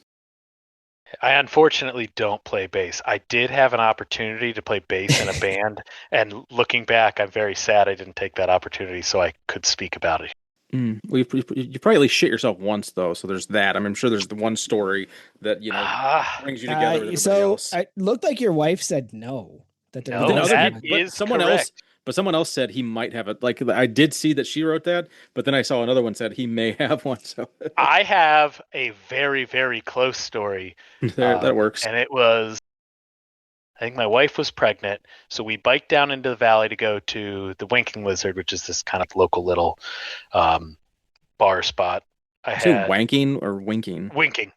Okay, I was Wanking would be that'd very a funny. different type of. I mean, that's a. I don't know if Explains the pregnancy. It does. It does. It's crazy how that happens. But we biked down. We came back down into the valley, so we biked back up probably a mile from the house. And this was one of those, like, I feel something. This isn't good. And I stop, walk a little bit, try to get back on the bike. And it's like, nope, can't do this. So I walked a mile, pushed a bike, and that was that. And then another close one, and my buddy Jimmy probably put this. I don't know why. So him and I hunt together. We go out at like 3:30, 4 o'clock in the morning, get out in the woods. And I don't know why, but I'll be fine. Won't need to poop. We'll get out to the woods and get everything ready. And my body's like, it's time. It's time to go now. And it's like -5 outside and we're all bundled up. So I have taken multiple poops hanging off the tire of my truck, dark in the woods of Appalachia. That'll work as a poop story. We'll take it. It's been a while since we've had a really in-depth one. Hits our quota, I guess. Yeah. Yeah, there's definitely a quota. Our number 2 quota. That's good. I'm gonna add that one into unpaid and underrated. Yeah. Normally I take time with these notes, Andrew, and honestly the past couple of days, obviously with what you heard earlier, I haven't had time. No worries. And then like today, so I'm off tomorrow. Are you guys off tomorrow? No, it's to work.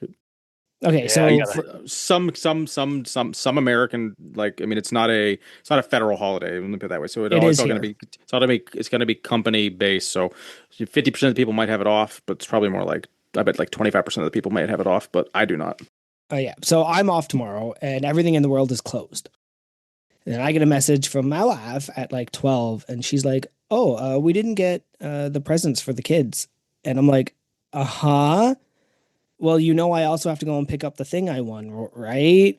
I guess I can do both at the same time because there's like a Walmart right next to the place I have to go. And so I left work early, and I honestly, and then she's like, "Oh, and can you bring pizza home for the kids?"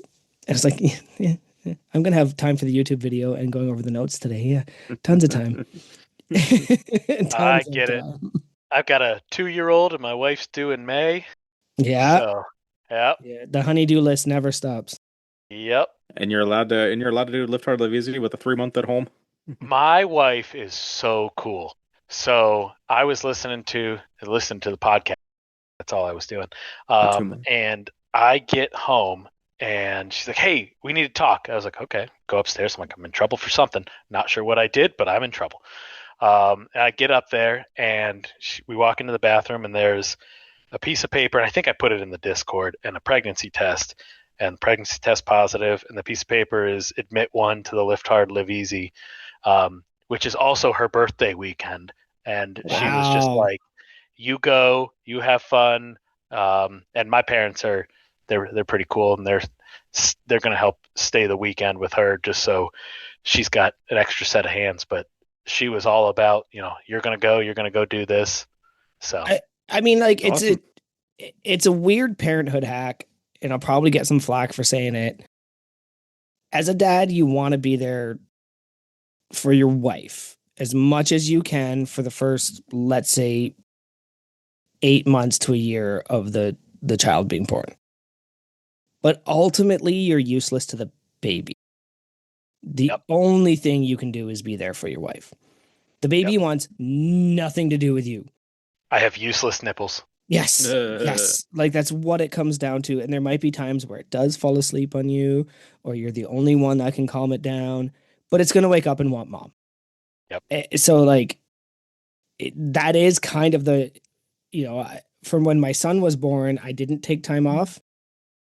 And then when my daughter was born, I did take time off. I took the first 3 months off and realized and I want to be here to help my wife only, but the kid doesn't want me at all. So Yep. I think you're in a really good position. That is amazing. Thank you. Was it Michaela? Michaela. Yep. Thank you, Michaela, for letting him go to the Lift Hard, Live Easy. We were talking about that today at work, where some of the guys like to trash their wives, and I was just like, I would fucking never. Yep. Like, my wife is amazing. She's an amazing mom, an amazing wife. She lets me touch her butt and like listens to my problems. Like, she's the best. Agreed. Agreed. Hooray, crew wives. So I want you to take me on a journey. Okay, so it's admitted that you have dyslexia. So how is, like, I've never really, like, I want to know what that's like, essentially. Yeah. Like, tell me, actually, that would have been a good one for least fun, most fun. But like, what are the hurdles with that, and what are the benefits of that? Just like as someone who's completely naive, I want to hear the I'm benefits of dyslexia. I'm sure they exist. Well, I will say, boy, the thing I was most nervous about for this whole thing was the ad read. you did Because fine. it might be in there. The running joke for my entire life with my buddies is I can't read. Like, to the point where I have had to read in friends' weddings.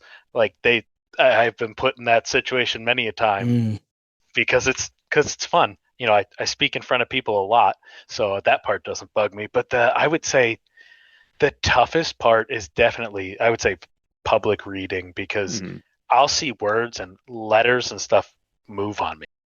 Yeah, So, that was more my question. Like, I don't understand it enough to know. Like, explain it to me like I'm a child that doesn't know what it is, because I really don't. So like you look at letters that are similar, like a lowercase d and a lowercase b. I'll go to write something. I'm not entirely certain what's going to come out. Okay. And then randomly, like, there are words that for me, what looks like it should have an e on the end. I know it doesn't. I'm well aware, but for me, there's something with like the pattern where it just looks like that. So it makes some things difficult. Luckily, spell check exists and all those other things, so it's not that big of an issue. And I took in school, you could do IEPs and that sort of stuff and take meds, and because I have ADHD. But I took the route of, I'm going to have to deal with this for the rest of my life. Let's not take meds. Let's figure out how to do stuff. How old are you, just for a reference? 33. Okay, so you would have done some cursive, and like they haven't completely got rid of cursive by the time you were in school. Does Yep. cursive a whole different ball game, or is it like different levels of interpreting it differently versus print? I always thought cursive was like super easy. So I Okay. think I think I don't know, something with your brain. I don't do cursive anymore, but Mhm. with the Q and the G threw me for a loop when boys were talking about it. But yeah, I don't do a lot of that anymore. But yeah, cursive was so much easier. But I think it's because every letter Interesting. is It's different. very different. I was just gonna. Mhm. I didn't want to interrupt, but I was thinking the same thing. It's because, like, there's nothing that looks the same, Yeah. right? Except for And the N and the M, right? One's got two, one's got three humps. yeah. Like, I could see that throwing you off with that, but like, there's no like the G looks like a G, and then the Q is like Yep. completely different, right? So, And most fun is I have a cop out when I can't spell or can't write them. Keith, Yeah. you don't have that. No, that was I mean, maybe but that was I was pretty proud of my April Fool's Day post on Facebook. I don't remember if I think I shared it it was a story on Instagram, but it was like a main post on Facebook of like I think the gist of it was I'm giving up my pursuit of strength sports, and I'm gonna, pursue a career as a professional speller, or I want to win the Masters Spelling Bee or something to that extent. And I specifically I didn't, so there was at least one word misspelled, and like, I didn't intend, I did intend for something to be misspelled, but like, I just assumed I misspelled something in that, because as I typed it real fast, I was like, something in here is going to be misspelled, and that's going to be part of the joke. And then surely enough, I think I used the wrong solely. I think I did like the shoe solely, Oh, not the other one. So and I'm like, well, yeah, that's the joke. I knew I had misspelled something, because I half my typos and shit are just because I'm typing so fast and just got fat thumbs and don't really proofread it. But yeah, I did get it. I I was know pretty there proud. was at It least was. one time in the past week in Discord where I just went, "What?" Oh Like, yeah, no, literally just responded with no, "What?" yeah, I don't. Yeah, I can't spell half the words that exist probably too. But you said yeah. something in the group chat today. I'm like, it was Siri that sent it, Oh so it was yeah, not yeah, really because fault. But I'm like, I still even like, and someone explained it, and I'm like, I still don't know what he tried to say or how it fit no, into the even I didn't conversation. realize it. I went back and read it, and I was like, "What did I like? That's Yeah, not what I meant to respond to." I was like, I don't know where this fits in. Yeah, it because it didn't. Well, because I'm driving, like I mentioned No, I earlier, feel I you. had to go. Yep. I didn't mention this earlier. I won a PR box from that energy Oh, drink that I nice. really like. All right. It's a long story about how I really wanted one of those PR boxes because these energy drinks are amazing. I didn't get one, and then I won one. Fantastic. And I go to pick it up, and that's when I had to go to Walmart. That's when I had to go get pizza. That's when I had to. So I drove for like an hour after work today. And Too busy. yeah. So, like, I even said to the guys, I cannot keep up on this conversation. And literally within 20 minutes, I had 16 messages. And I was like, oh, this is infuriating. So I just tried to listen to them all, like on a brief 25-minute stretch. And then I was like, that doesn't make any sense. So I responded with what I thought I heard. And then when I went back and read it, that is not what I thought I heard at Oh, all. okay, Because that makes more sense. I'm using Siri text to speech, right? So when you have your hands free and I plug it into my car, Siri reads to me through my speakers. So I thought Siri said something. And then when I went back and read it, nope, that is not what she said at all. I think you, me, and Siri were all dyslexic today. It's fun. There's also dysgraphia. That's with numbers. I don't have that, Oh, but okay. Ooh, yeah. I might have a bit. I never heard of that phrase. But if I'm reading an essay, okay, and they want to put numbers in, they turn into like smoke. Like I'll be Oh, reading and it's just be like, the amount of people that do this is blank blank percent. I'll literally just see nothing. I'm just like, I'm not going to read that. Like I just phase oh, over it. that's weird. Yeah, that's a weird thing that I have that That's I don't think that's dysgraphia. I think it's just like I don't care about numbers. yeah. It forces me like so I don't really read a lot, but I'll do a ton of not podcasts, audio. Nice. It's Audiobooks are like the best. Hail Mary. I'm probably gonna jump in on and Oh yeah, do that. that's a really good list. It's almost like borderline graphic novel-y, the way they insert some of the speech. That's a good audiobook, I will say for sure. Some audiobooks are ass. Even if it's a good audiobook, it's just a shitty reader. So the narrator or it makes a world of difference on making a good audiobook or not. Yeah. But I'll still Has your read. Oh, go ahead. no, I was just gonna move it along, but no, I don't want to cut you off. Oh, I was just gonna say I really did enjoy all the mountain biking talk in the Discord. Oh, I it's had been to. great. Someone had like used an abbreviation for it. I'm like, I don't know. MTB. I'm like, what the fuck are you talking about? Like, Yep. It's a good uh, time. I enjoyed it thoroughly. good. Love it, love it. Has your baseball base running ability improved at all since you were a youngster? Oh, it has to have because this was either my mother or my father. Yeah, And I want to hear the whole funny, embarrassing childhood story. yeah, so from what I'm told, I had just watched um like a video on alligators and what you're supposed to do when you're running away from an alligator, which is run in a zigzag because they're really good at going fast in one direction. And I guess I ran to first base and probably second base, just all over the place, fishtailing left, right, and That's center. really funny. I can Oh my envision that. gosh. Yeah, and I would assume it was T-ball. I would assume I was safe. I probably could have run a county away and gotten back and been safe. But God, it was that's a funny one. That is good. That makes me chuckle. Oh, how is your renovations in general going? Is there anything you're still on your to-do list, or are you over this house and all your renovations? It's good and bad. There's definitely a bathroom that I demoed before my son was born, and it's still not done. Did Um, but things are you good. say you I've had a got 2-year-old son? yes, yeah. I demoed it and then didn't But does it touch it. still have a functioning toilet, or is it just like completely demoed? For a while, there was a drop cloth and a toilet, and Okay. that was it. It was my little toilet stall in the middle of my house, and it's kind of off our living room, so it was like pooping with friends, is what I called it. So that one is taking forever. We finally have everything together. What I had to do is I had to cut up all the concrete and do some underground plumbing work, Mm. and I was not digging it. But the rest is good. We've got all data cable run. I had to blow out a window in the basement to get a set of cabinets down here.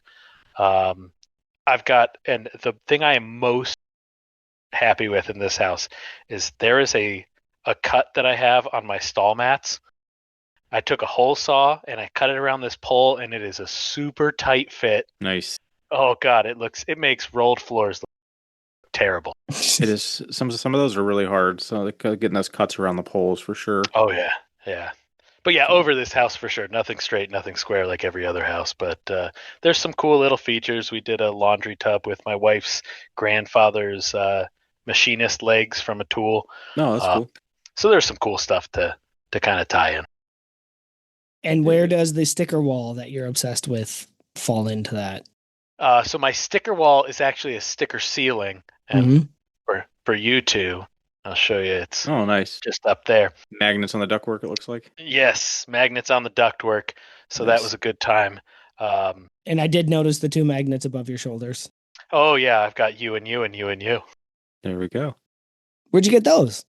I got the you and you at one of them at the Arnold, and then I think one of them. Yep. No, I should have given. Yeah. Well, I mean, I probably gave them to you 2 years ago. You probably gave them both, yeah. Because I've seen you at 2 Arnolds now, so I don't know that I gave you. Probably wouldn't have given you any this year, but I should have gave you at breakfast or at Hogan's house. And me and Joey have to trade. I got to get new stickers. That's where I was going with that. Because usually I send those. If I send my gym stickers, I send one of those at least. So Gotcha. Oh yeah, no, I've met a fair amount of our guests in person already. Do like a good sticker exchange though. So the scrapping metal, is that like, do you drive around the neighborhood to get scrap metal, or are you just pulling shit out of your house? And also, like, what are some of your best scrap yard? Hey, do you got any weights? What do you have? Kind of deals. Because I've done that in the past myself when I used to go to the scrap yard at work. I'd be like, "Do you guys have any weights?" And it's very hit or miss, and I've gotten very minimal good things out of it. But every now and then, like, yeah, I got a couple pairs of plates, and it's like mismatched shit. So mine's an old habit. I was a contractor at one point, and so you scrap stuff, and then if I will, I wear shirt and tie pretty much every day. I will stop on the side of the road and grab a water heater or something random, shirt and tie, and throw it in my truck because it's my degenerate hobby. Yeah, that's just like picking up $20 sometimes. It is. That's exactly what it is. So I'll throw it in there and do that. I think the best is probably the York barbell stand. Well, just Mhm. because I was looking at doing that chalk bowl. I got a pair of, I think they were York 5 Oh, nice. scrapyard. They've got a ton of weeder plates. So The digging through that, I kilogram got ones.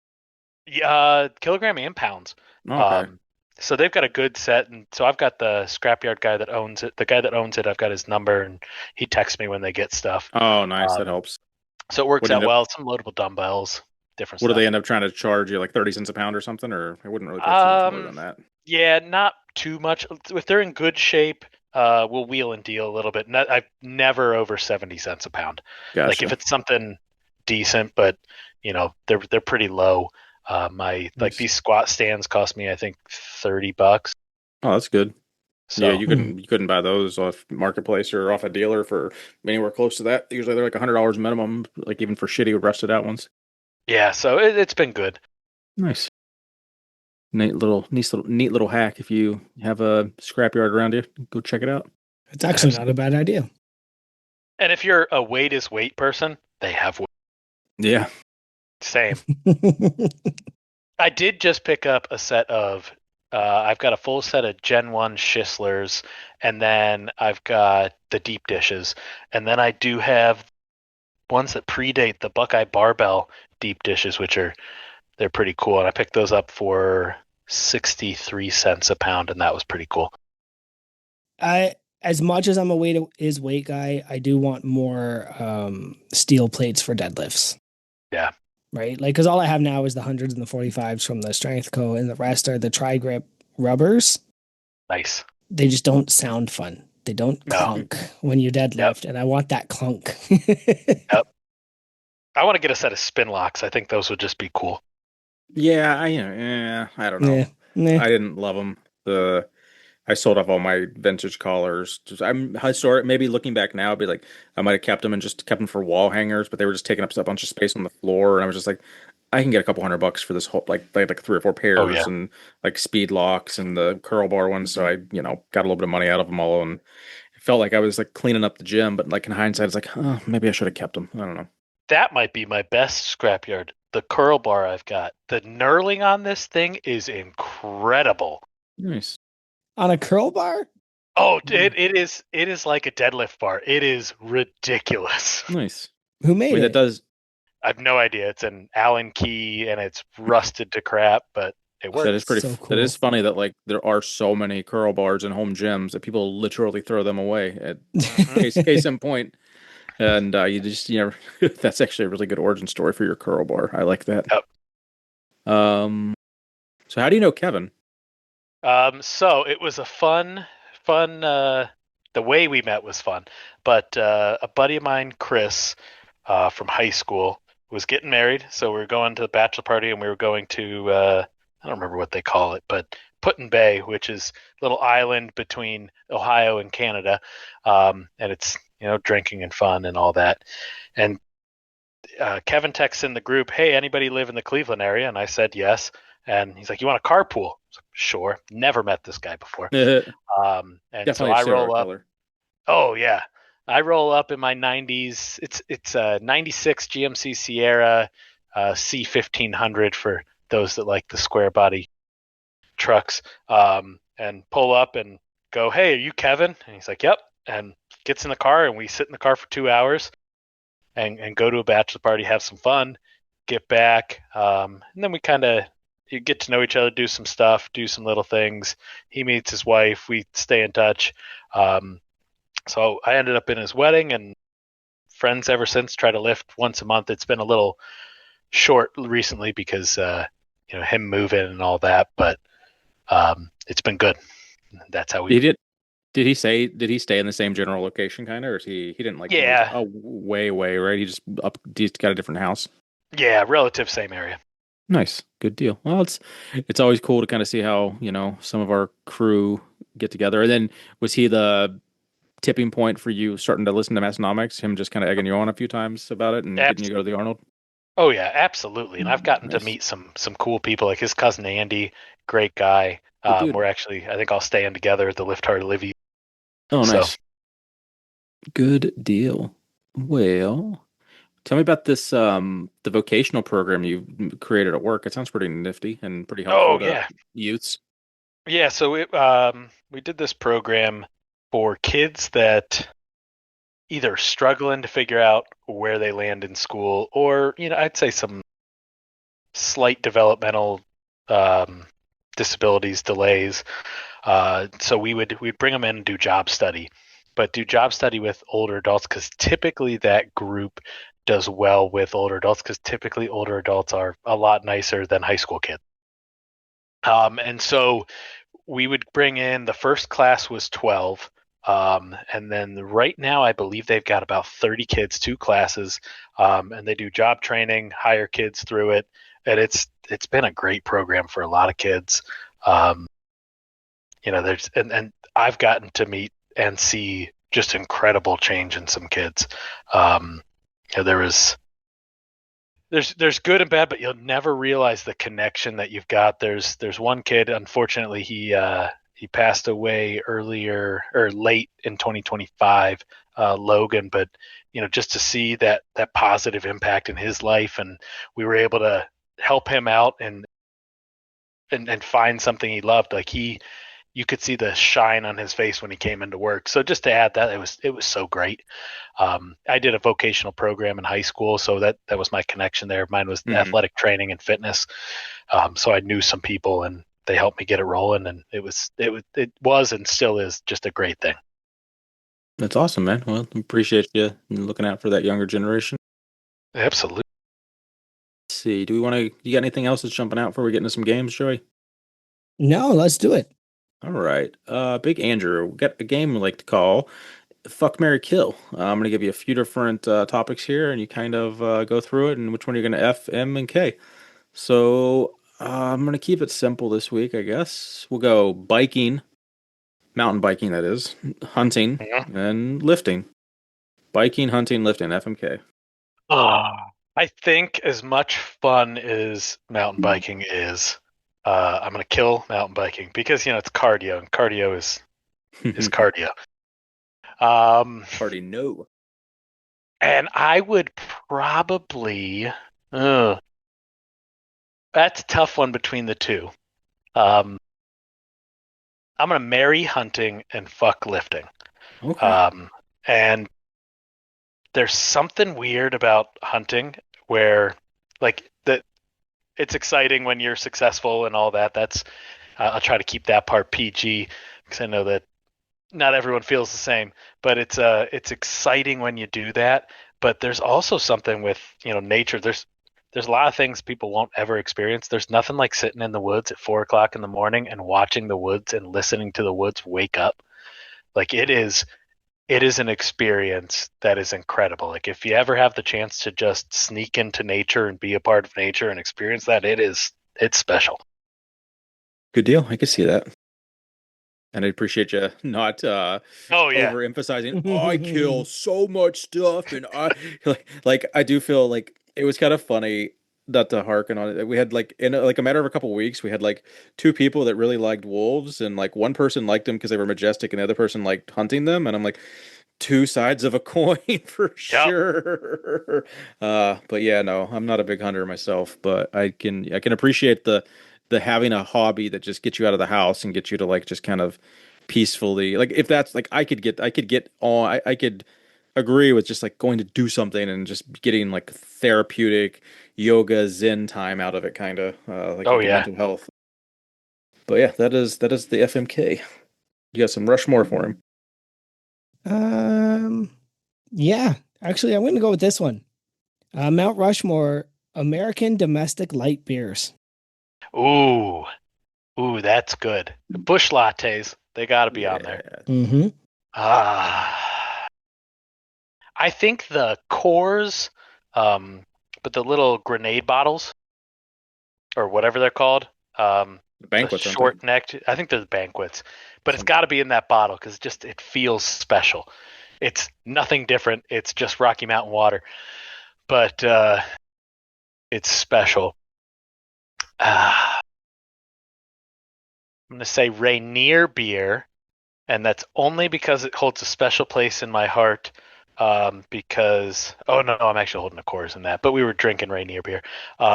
Every time I go do something stupid, I send my mother this picture, which is actually my Discord picture, and I say, "Hey, if I die, this is my obit pick." So I always think of that, and then Montucky cold snacks, which are Montana light beer, and if you drink enough of them, the horse on the can turns into a unicorn. I feel like that's a challenge. I'll have to take your word for that. Oh, it is. They also do. I don't remember. It might be June or something, but I do think they actually unicorn on the can. Oh, that's funny. So have you been to Montana then, or is that a beer that is sourced in Ohio? Because I've never heard of a Montana, whatever you just said. Yeah, Montucky cold snack. So they do have them in Ohio now. I had them. Me and my buddies travel and watch Browns games. We'll do one a year. It's a terrible hobby. It hurts your soul because there's not a lot of good football to be watched. No. But we were in Minnesota and they had some out there. I was like, I've never had this before. Let me try it. It is beer. That is what I can say about it. It is beer. Check. Yep. Okay. I like this one, Keith. I'm going to do just a quick one here. Yeah, no, you're good. And I'm going to challenge you on this one.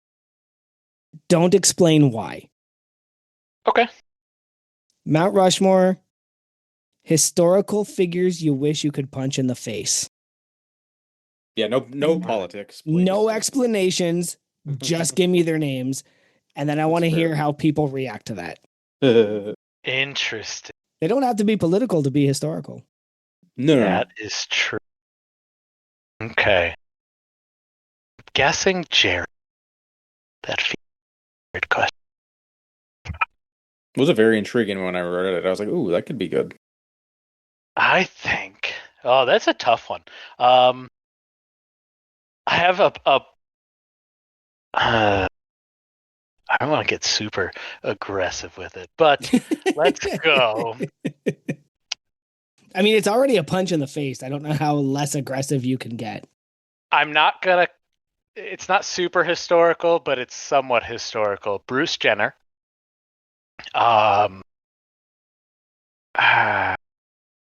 Probably.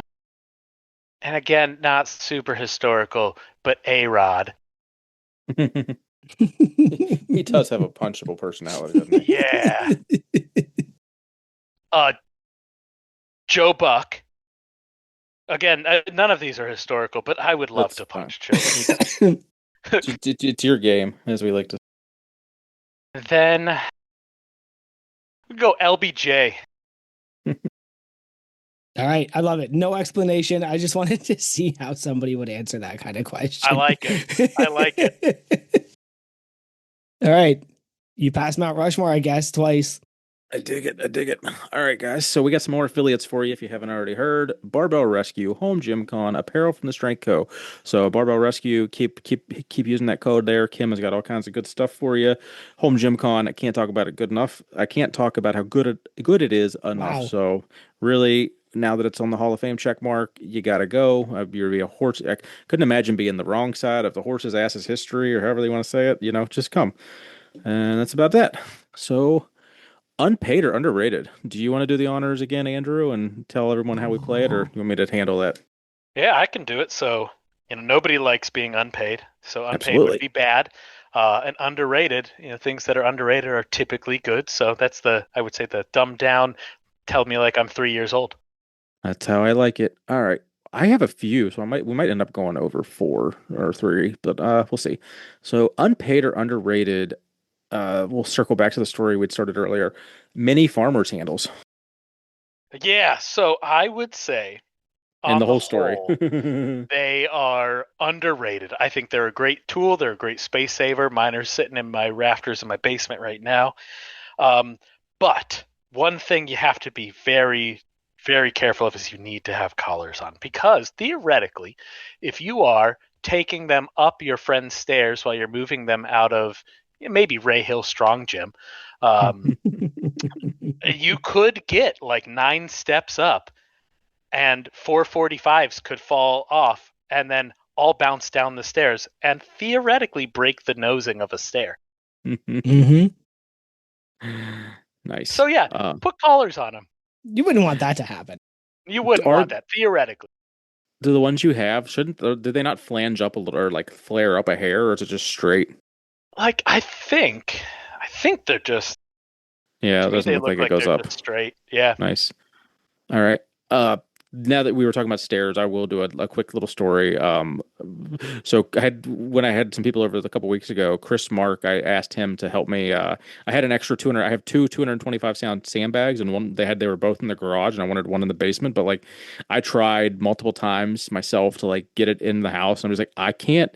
Like, this is like would be a PR bag on a flat level surface. I can't, like, I'm gonna kill myself trying to get it upstairs, turn downstairs, etc. So like, Chris was over and I had him do it.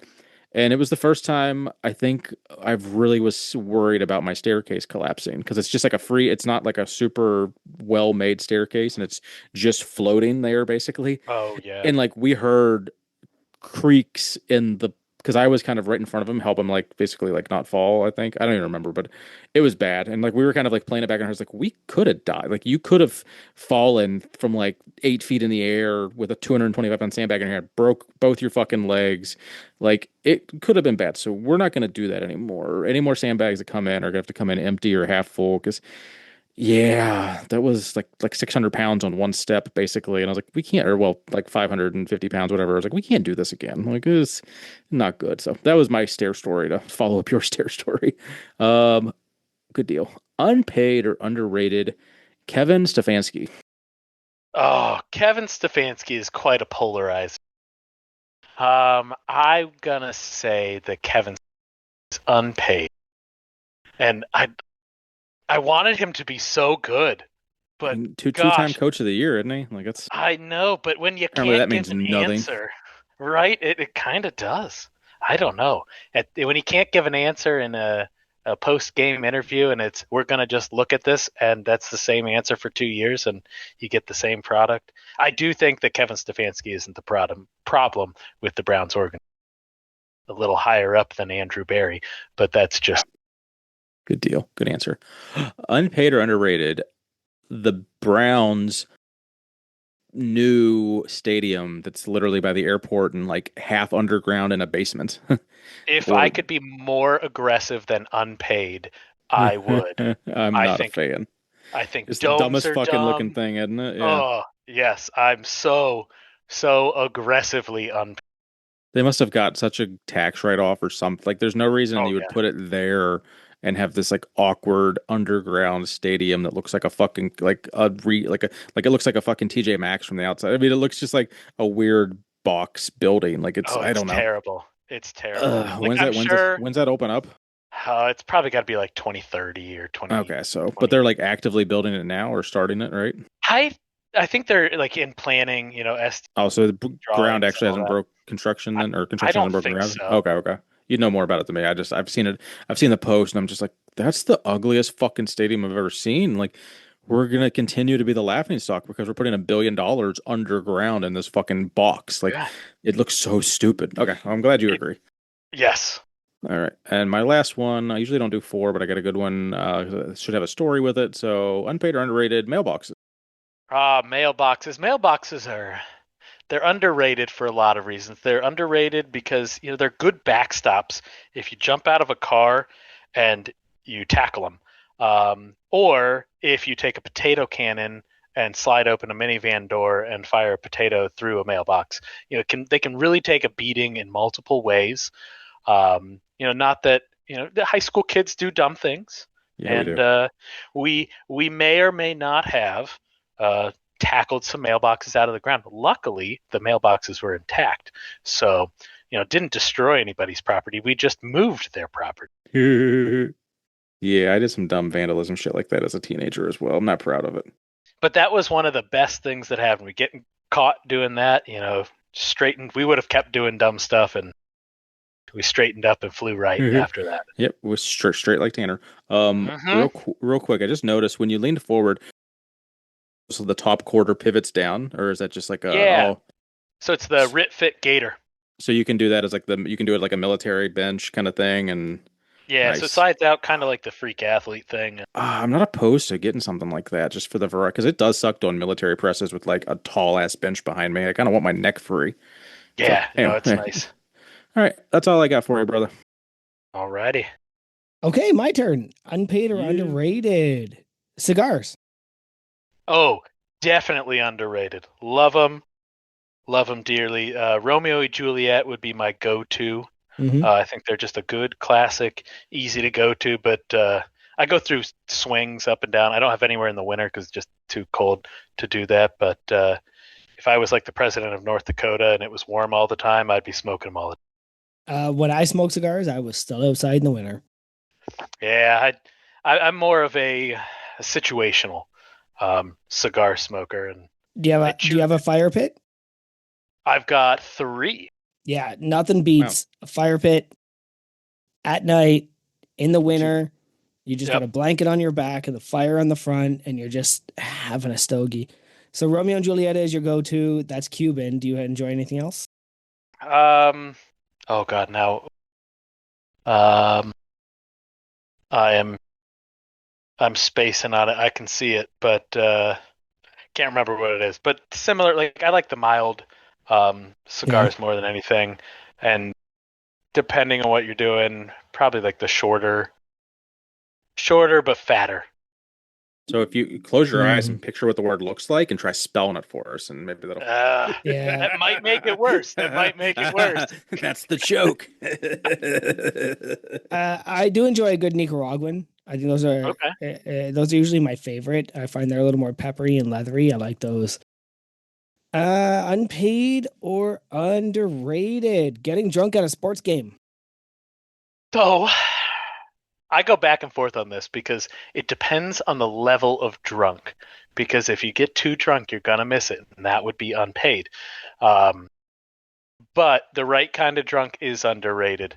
It's fun. You have a little bit of recklessness, so long as you're not too reckless, because kids also go to sports games. Mm-hmm. I would say underrated, but there's a guy we get pictures with every year, and if you've ever seen the Drunk Browns fan on Instagram, he's friends with a buddy of mine, so we get pictures with him, and he's a great guy besides the Instagram things, but getting that drunk would probably be unpaid. No, I agree. Another one I would like, unpaid or underrated, camping on a deflated air mattress. Ooh. Unpaid. As much as I like being outside, maybe I'm bad at camping, but I hate it all around. I have never had a good experience camping. So unpaid. It's that trip was a fun one. It was with Kevin and his wife Jessie, and the best picture we have is a picture of our dog, who's a Mastiff Great Dane, with a hoodie on, sitting on a chair because he's pissed he has to sleep outside. Okay, I think you passed. Is that why you destroyed Kevin's stairs? Because you were still pissed off about the camping experience? It might have been. You know, that subconsciously, like, I'm gonna drop these. Jesus, take the wheel. Whatever happens. Yeah, but then he had to fix them. No, Kevin fixed them. Kevin fixed them. Yeah, I didn't even have to fix them. Andrew just said, "Sorry, gotta go." Oh Bye. yeah, that sucks. I gotta go I'm take leaving. care of that. Wow. At least it was his old house. Like, at least it was the house he was moving out of, so he could just like throw a scab fix on it and kind of half-ass it. Whereas if it was his new house that he just dropped hundreds of thousands of dollars on and you fucked up his stairs, it'd be like, all right, motherfucker, you gotta like fix these professionally. So that worked out at least. Bad. Well, you passed unpaid and underrated. You did well. So typically we just let people kind of, if you got anything for us. I guess one last thing I'd want to follow up on is just, so you knocked out the backlog in like 6 months. That's pretty impressive. I know we kind of touched on it a little bit here and there, but is there anything else you want to share about your backlog journey? What you got out of just anything, because that's a lot of Massonomics in 6 months that you saw the evolution of, especially while trying to I still couldn't listen do it. So like kudos to you. It took me 3 years, 4 years. Yeah, it was 6 months and 4 days. Is where I ended up, and I don't know. For me, it was fun to watch the guys like grow through it and watch the audio grow through it, because at the beginning it was, tin can radio. And I remember there was one episode they did outside, I think at Tommy's house, and you can hear a lawnmower. Yep. Vaguely remember that. So, there's that sort of stuff. But it was like, for me at the time, I wasn't in a great place personally. So it was super therapeutic. It was exciting to start a new episode, and it was successful. So it helped me a lot personally. And also I learned a lot about hydration, because, the Flex Flask, how important hydration is. But I don't know. It was fun. Now I like going back and watching the YouTubes. Like I just watched the Party Cast a couple weeks ago, just to kind of see, what actually happened. Because the audio, just listening to that is, it's bad. Special. It is special. So you knocked out nice word. You knocked out their backlog, and you got half of ours through. Yep. How would you say our backlog isn't as therapeutic, or what do you think? Because it's like you're learning that you're in the unique position where you've had to have listened to at least a handful of episodes of people you've met in person briefly at the Arnold and stuff. So like I guess like we don't get to experience that. Like how cool would that be to like listen to an episode of someone that you've already met or someone that you do meet? Like I just don't. I think it's very cool. So I think it's great, and I think it's a useful tool. So I was going to go lift with Hogan, and we had met before, but it was just going to be me and Hogan. So I popped his episode and listened to it, and I was like, now I've got a couple little tidbits we can chat about. So for anybody who's on the fence or doing that, like it is great for that, for those little icebreakers. I didn't know Hogan pole vaulted. I pole vaulted. We could talk about that. Oh, that's awesome. And jump those things together. So that's been really fun. And to watch the evolution, like you guys started well, but to see your banter back and forth now, and like how you flow through your segment, it's real good. We appreciate that. I didn't. It probably sounded and looked like I was fishing for compliments. It really wasn't. It was more curious because we keep getting more people that like talk about our podcast and like are bringing up old episodes, and I'm like, I still don't know who this person is. Like, but don't know who you are. It's awesome that you're listening to our podcast. Reach out to me on Instagram, and because I'll relate to that as being who you are more than just a blank profile that I don't recognize. But I think I'm flattered and happy and giddy that people are finding us like 3 years later in some cases and like listening to our old shit. I think that's just cool as fuck. It makes me feel validated, I guess, that all the work we've been putting in wasn't for naught. Absolutely. I've been getting some good positives out of that, and hopefully, it's working for you. So yeah, do you have anything for us before we let everybody go to bed? I do. I got a question for each, and then a question for both. So they're both FMKs. I'll start with Joey. Mm-hmm. So I've got deadlifts, stones, and Alexander Keith. That's funny. I feel like we've had something like this before. Could be. Kill Keith's, right? Because I could drink any beer. Oh, that's true. That's a good point. Yeah, like I actually am Miller Lite right now. Yeah. Like I could move on from that. It is my favorite beer, but it's also $1.50 more per can than most average beers. So it's really going to come down to stones or deadlift.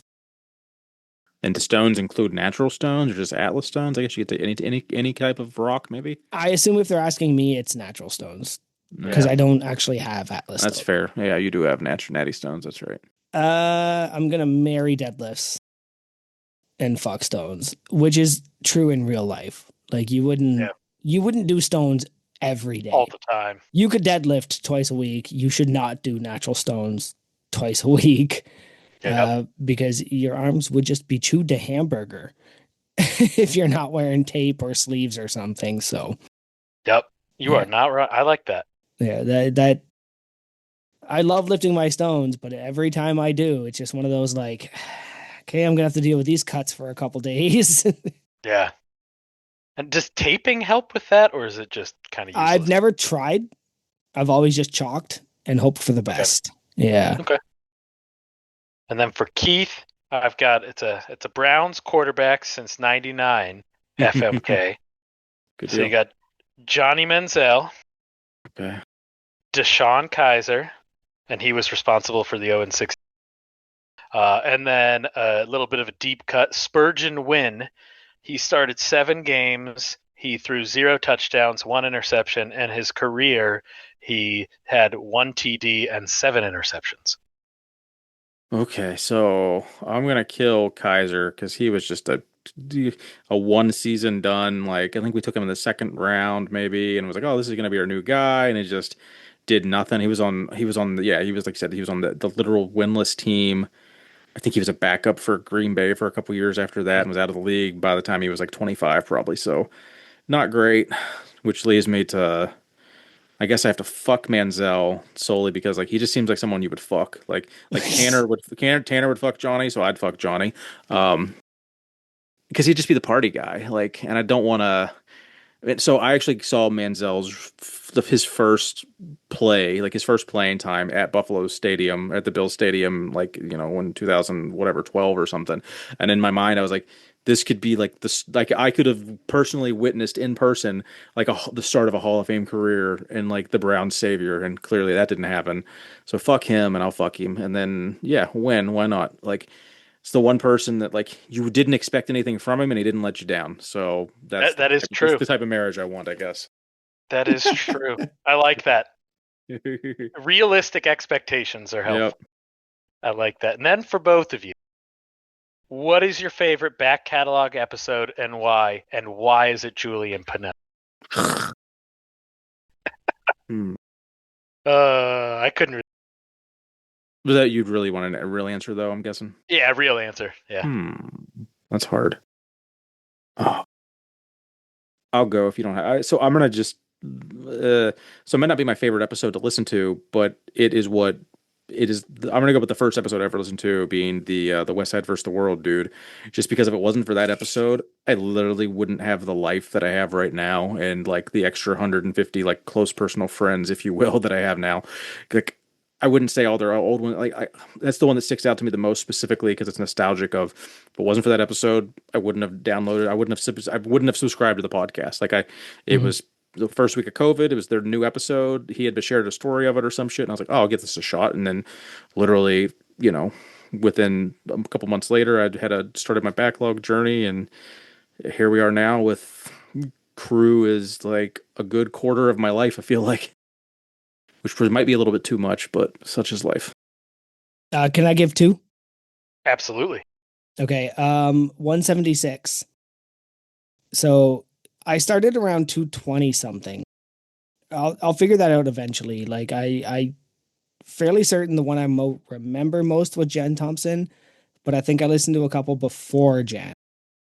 So I'm somewhere in that era is when I joined with Massonomics. I bought a flag. Found out they had a podcast. Like you, had never listened to podcasts at all, and jumped right in. So going to the backlog and listening to 2 episodes probably per day to try and get through the ones I've missed. The first time you hear the regular opening, not Tyler's voice.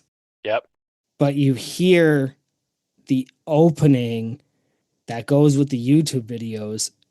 That was so refreshing, and I felt like I finally overcame a hump. Like I felt like I finally overcame. Now I'm at the Massonomics I know and love. The other one is Powered Wire. Yep. Yeah, the guys make me laugh. I don't think I've ever laughed as hard as anything during Pa's episode. Knowing is Tanner a name? Is Tanner a name? Is that a thing? That's so and he's like, is Pa a name? And he's like, yeah, it's my name. Like, and knowing Pa did not do podcasts, he did not like the limelight, he did not like any of that stuff, and he still did what he did. And now that we've lost him, it means even more.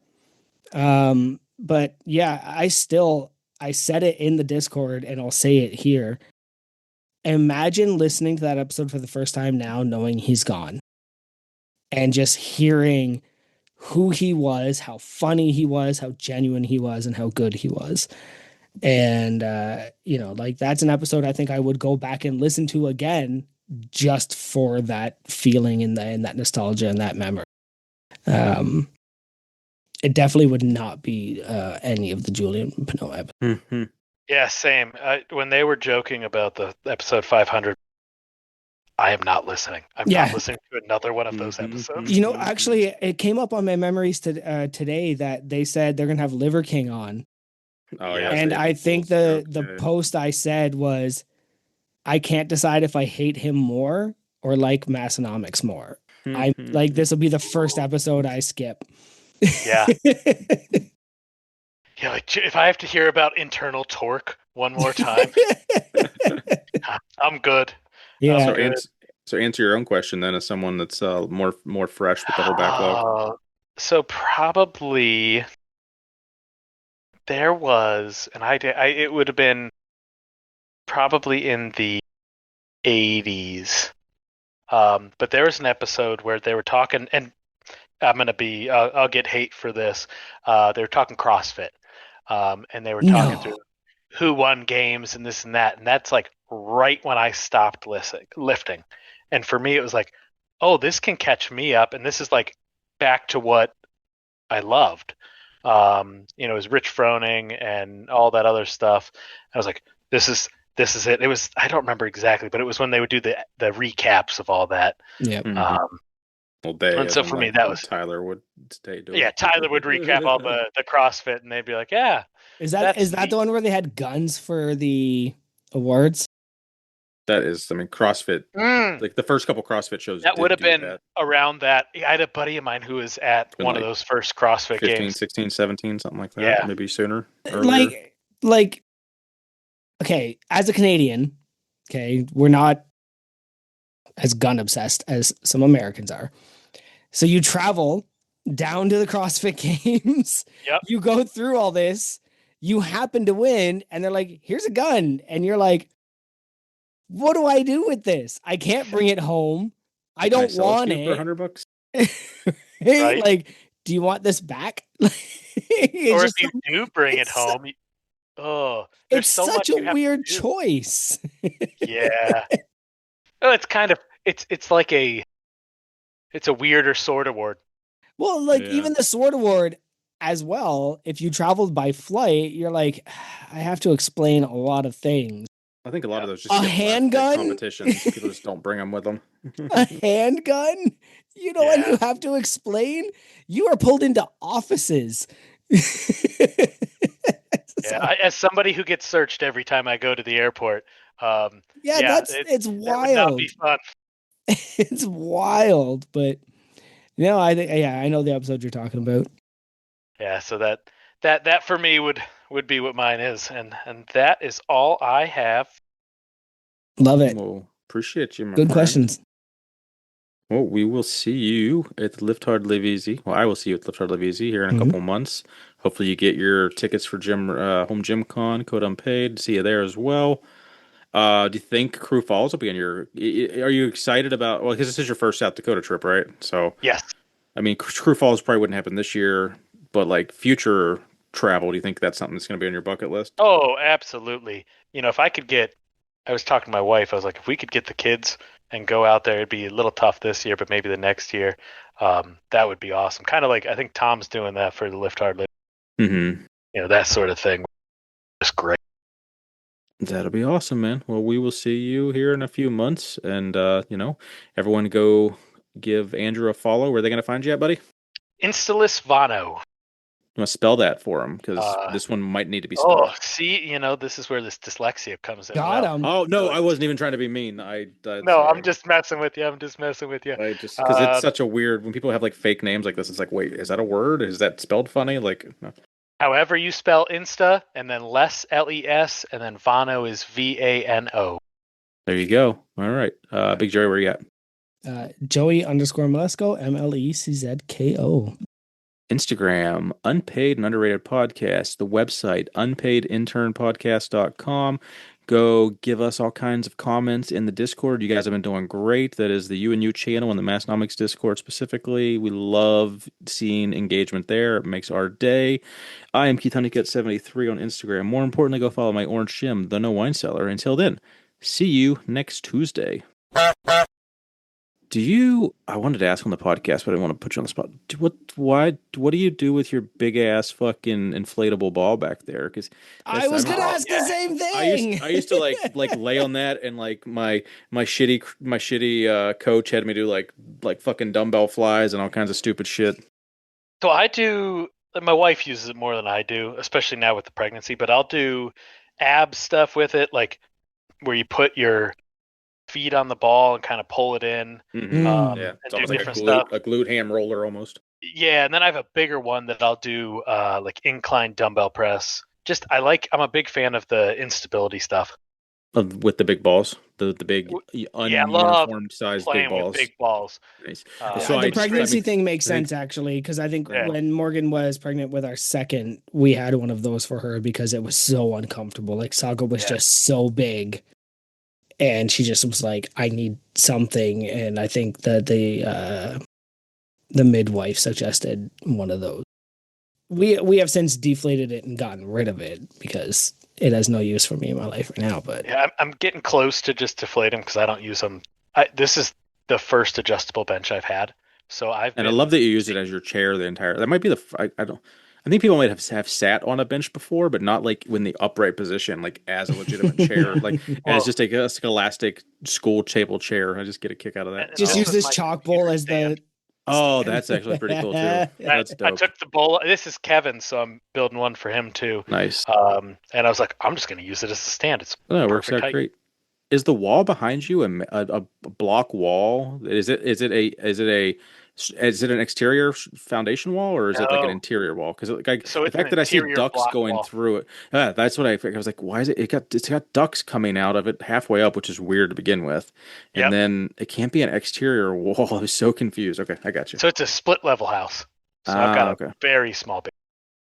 Negative on it is a negative. That's why I love the ranch is the perfect layout. The only thing that would make my house better if it was like 2 stories. Like if it was if we took the roof off and spent another 150 grand and just put a second story on, because a full size 1,000 square foot basement is like a necessity for a big home gym or yeah. a medium sized home gym. Hong Kong.